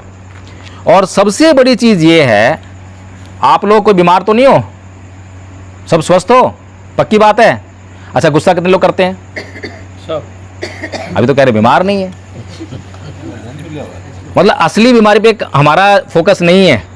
ये जिसको हम बीमारी समझते हैं, बुखार, खांसी, जुकाम, इनकी जड़ जो है वो तो यहाँ मानसिक विकारों में है, इसकी तरफ हम फोकस ही नहीं कर रहे हैं। तो इसी तरह से जो है जब हम ये जो सारा संसार जो है, पूरा संसार बीमार है ना, सारे गाली देने वाले हैं। और सारे गाली देने से ऐसा नहीं है कि ये लोग खाली जो है अपने दुश्मन गाली देते हो। उदाहरण देता हूँ मैं आपको, जो है एक हिंदू को हम हिंदू कब बोलते हैं? जब वो मंदिर जाता है, मंदिर में मूर्ति पर जल चढ़ाएगा, दूध चढ़ाएगा। ऐसे ही मुसलमान को जो है मस्जिद में जाएगा, नमाज पढ़ेगा, रोजे रखेगा, तब मुसलमान कहते हैं, हिंदू कहते हैं। ठीक है। अब ये दोनों लोग जो हैं मंदिर और मस्जिद में नहीं बैठते, वापस घर पे भी आते हैं। घर पे आते हैं तो क्या करते हैं? अपनी बीवी को झगड़ा करेंगे, उसको मारपीट करेंगे, बच्चों से झगड़ा करेंगे, गाली गलौज करेंगे, अपने पड़ोसी से झगड़ा करेंगे, उसे गाली गलौज करेंगे, ईर्ष्या करेंगे। करते नहीं करते? अब बताइए धर्म की जरूरत कहाँ थी, मंदिर में या घर पर? गर्भ। सीधी सी बात है ना। अब ये बात जो है पूरी दुनिया को समझ में नहीं आ रही है, और पूरी दुनिया जो धर्म क्या समझ रही है, मंदिर जाते मंदिर जाना, मस्जिद जाना, धर्म स्थान हो। है नहीं। बौद्धों के ऊपर बताओ कितनी बड़ी जिम्मेदारी है। सोचिए, भगवान बुद्ध ने कहा सद्धम्म अति दुर्लभं, सद्धम्म सवनंग अति दुर्लभं, सद्धम्म सवनंग अति दुर्लभं। बहुत लंबा टाइम हो जाएगा इस पेंट बनाने से, छोड़ देता हूँ मैं भी। बहुत सारी चीज़ समझाने के लिए कितनी समझाऊँ मैं, फिर कभी आएंगे फिर करेंगे। तो कहने का मतलब ये है कि जिस घर में आप बैठ जाओ, अब पहली तो हमारी बीमारी खुद हम है, क्योंकि हमें ना बोलने की आदत बहुत है। हम दूसरे को अरे देख बुद्ध का धर्म कितना अच्छा है, बुद्ध के धर्म में पंचशील है, बुद्ध के धर्म में ये है, अष्टांग मार्ग है, ये है, सब पता है। लेकिन हम बताना चाह रहे हैं, अरे बताना नहीं है आपको, पहले सुनना है। पहले उसके माइंड को स्कैन करो कि उसको क्या बीमारी है, उसकी बीमारी को फोकस करो। जब उसकी बीमारी को फोकस करोगे फिर दवाई ढूंढो कि उसके लिए कौन सी दवा देनी है। जब उसकी बीमारी को फोकस करोगे, उसको उसकी दवाई दोगे तो वो दवाई को ले ही लेगा। अब मेरा पड़ोसी जो है गाली गलौज करता है और मेरे घर में माँ बहन बैठी हुई हैं, मुझे अच्छा लगेगा क्या? और मेरा पड़ोसी जब मुसलमान है, ईसाई है, अब बताओ मैंने उसको जो है ये नहीं बोला कि तू बौद्ध बन जा, लेकिन उसको ये बोला भाई देख गाली देना ठीक नहीं है, तेरे चित्त में विकार है। उसका मैंने समझा बुझा के उसको गाली देना बंद करा दिया, पर वो बौद्ध नहीं बना। तो बताइए मैं सुखी हुआ नहीं हुआ? मेरा सुख किस में है, बौद्ध बनाने में या उसकी गाली बंद कराने में? तो इतना समझना चाहिए हमें। हम तो पहले बाबा साहेब की प्रतिज्ञा है, बाबा साहेब, पहले बाबा साहेब फोटो लगाया तो अपमान हो गया। बुद्ध का ये बुद्ध का धम्म है, ये बुद्ध का धम्म है। अरे भाई बुद्ध का धम्म है, बाबा साहेब ने दिया है, बाबा साहेब महानतम है, वो अपने आप आएंगे। पहले इसको समझाओ, पहले इसको सीखो, पहले इसको तैयार तो करो, इसको समझने तैयार तो करो इसको, हैं? तो इसलिए जो है हमें सबसे पहले व्यक्ति को सुनना है। जितना सुनेंगे उसके उतना उसके माइंड का स्कैनिंग होगा। मैं लखनऊ गया तो वहाँ पर जो है हमारे एक साथी जो है मुझे एक आईपीएस अधिकारी के पास लेकर चले गए। अब वो आईपीएस अधिकारी जो है जब हम गए तो 1 घंटा तक खुद ही बोलते रहे, मैं सुनता रहा। 1 घंटे बाद बोले कि भाई आप तो कुछ बोले ही नहीं, मैं ही बोलता रहा। मैं कहा हाँ आज तो खैर अब मेरा टाइम नहीं है, अब तो क्योंकि हमें जाना है, अब नेक्स्ट टाइम आएंगे जब बोलेंगे। अब बताइए मैं आज तक उनसे नहीं मिला दूसरी बार, तो मेरा मौका ही छूट गया बोलने का। मैंने उसकी परवाह की क्या? मुझे बोलने का मौका मिले ना मिले इसकी परवाह कभी मत करो, दूसरे को सुनो पहले। अगर दूसरे को सुने बगैर आपने बोलना शुरू कर दिया तो पहली बात तो आप ये नहीं जान पाओगे कि उसके भीतर कितना ज्ञान है। हो सकता है कि जो उसको ज्ञान है वही ज्ञान तुम देते जा रहे हो। जानना पड़ेगा ना, पहले हमें जानना चाहिए उसको किस ज्ञान की ज़रूरत है, उसकी बीमारी क्या है। तो मैं अक्सर जो है मेरे कई ऑडियोज़ पड़े हुए हैं यूट्यूब पर, उनको आप सुनोगे, लोग मुझे गालियाँ दे रहे हैं, मैं सुनता रहता हूँ खाली से। पहले सुनकर उसका स्कैन करता हूँ ये किस लेवल का है, कहाँ तक बोलेगा, क्या बोलेगा। संभावना बनती है बात करने की तो बात करता हूँ, नहीं संभावना बनती है तो पूछ लेता हूँ भाई मुझे गाली देनी है, कुछ और भी करना है। गाली देनी है तो मेरा माइक खुला हुआ है, तू गाली दे ले, मैं फिर बात फ़ोन काट दूंगा। सीधी सी बात है, मुझे क्या लेना उसकी गाली से। लेकिन यहाँ तो हमें गाली पड़ी नहीं और ऐसा लगता है जिसने भाला घोंप दिया हो, ऐसे लगता है। गाली है क्या? गाली क्या है? गाली क्या है? थोड़ा सा कष्ट और सहन कर लो, है? गाली क्या है? गाली कहाँ पे लगती है? अच्छा यहाँ लगती है, यहाँ लगती है, यहाँ लगती है, यहाँ लगती है, कहाँ लगती है? कहीं लगती? दिमाग में लगती है, किसी दिल पे लगती है, हैं? अच्छा गाली अगर कोई आपको जो है तमिल में दे तो कुछ करोगे? ताली बजाएंगे बड़ा। तो गाली क्या हुई? गाली तो एक ध्वनि हुई ना, साउंड तो है। जब ध्वनि को हम जो है इकट्ठा कर लेते हैं, इकट्ठा करके अक्षर बनता है, शब्द बन जाता है ना, तब भी कुछ नहीं बिगड़ता। कब बिगड़ता है? जब उसका अर्थ होता है। अर्थ होने पे भी कुछ नहीं बिगड़ता, अर्थ में से फिर एक भाव निकलता है, भाव में से भावना का निर्माण होता है, तब जाकर कहीं हमारी भावना आहत होती है, जब जाकर उन्हें घायल करती है। अगर इसको हम उल्टा रिवर्स गियर में लगा दें और साउंड पर पहुंच जाएं तो आपको घायल करेगी क्या? इतनी साउंड हो रही है दुनिया भर की, साउंड ही मान लो ना। भगवान बुद्ध को कृषि भारद्वाज कितनी गाली दे रहा है, भर भर के गाली, भर भर के गाली। कुछ कहा उन्होंने? हम तो जरा सी देर सहन नहीं कर सकते, एक आध गाली सहन कर भी ले तो अगली गाली जरूर बोलेंगे, हैं? ये हमारा आचरण है, ये हमने धम्म सीखा है अब तक। सोचिए हम कैसे धम्म इसको भारत को बौद्ध में कर सकते हैं। आसान काम है, मुश्किल काम नहीं है, लेकिन वही बात है नए प्रसंग विलोमानी नए प्रसंग कथा कथं अतनो विवेक्य कथानी कथानी च। और बहुत बढ़िया बात, सुंदर बात कही है भगवान बुद्ध ने, याव जीवम पिचे वालो पंडितं पैरुपासति नैसो धम्मं विजानति दब्बी सुप्रसंग यथा। कि मूर्ख व्यक्ति पूरी जिंदगी भर किसी विद्वान के साथ में रहे तब भी उसके ज्ञान को नहीं जान सकता। जैसे दाल में पड़ी हुई कलछी दाल के टेस्ट को जिंदगी में नहीं जान सकती। समझ रहे हैं? इसलिए हमें जो है सही गलत मूर्खता का अपना त्याग करना चाहिए, विद्वान का हमें संपर्क करना चाहिए, विद्वान को जानना चाहिए। और ये सद्धम्म जो शब्द है ना, बहुत इंपॉर्टेंट है। सद्धम्म सवर्णं अति दुर्लभं। जिसने सद्धम्म का सुनना शुरू कर दिया उसका तो जीवन पार होने लगता है, फिर तो निर्वाण पथ पे आ जाता है। लेकिन कुछ लोग बोलते हैं कि हम बुद्धन का धम्म पढ़ रहे हैं तो हम सद्धम्म पढ़ रहे हैं। कोई कहता है कि मैं भिक्खु को सुन रहा हूँ तो सद्धम्म सुन रहा हूँ। नहीं, सद्धम्म सुनते ही आप जो है निर्वाण पथ पर अग्रसर होने लगते हैं, आपके जो है जन्म मरण के बंधन खुलने लगते हैं। उसको कहते हैं सद्धम्म सवर्णं अति दुर्लभ। इसीलिए अति दुर्लभ बोला है, बहुत महत्वपूर्ण है। इसीलिए अब मैं तो आप लोगों से बस बहुत देर हो गई है, इसको कंक्लूड कर देते हैं। और अगर आप लोगों को समझ में आया हो तो ये कोर्स जो है मैंने क्यों बनाया, क्योंकि हमारे सामने अगर हमें लक्ष्य दिखाई दे रहा हो ना तो हमारी गति तेज हो जाती है, होती नहीं होती, बहुत तेज चले जाते हैं। लेकिन लक्ष्य स्पष्ट ना हो और हम चल रहे हो, चलते आ रहे हो, लक्ष्य ना दिखाई दे रहा हो तो हमारी गति जो है शिथिल पड़ने लगती है और एक बार थक के बैठ जाते हैं। ऐसे होता है ना। तो हमने जो है ये लक्ष्य दे देते हैं और इस लक्ष्य को आप यकीन मानिए अब तक जो है 220 लोगों से अधिक लोगों ने जो है इसको कर लिया है। और 4 साल से बच्चे से लेकर 80 साल के बुजुर्ग तक, अनपढ़ से लेकर PhD तक ये कोर्स को, इसको निकाल दीजिए, इसको निकाल दीजिए मुझे, इस कोर्स को कर चुके हैं। ठीक है जी, हाँ इसको बंद कर दीजिए।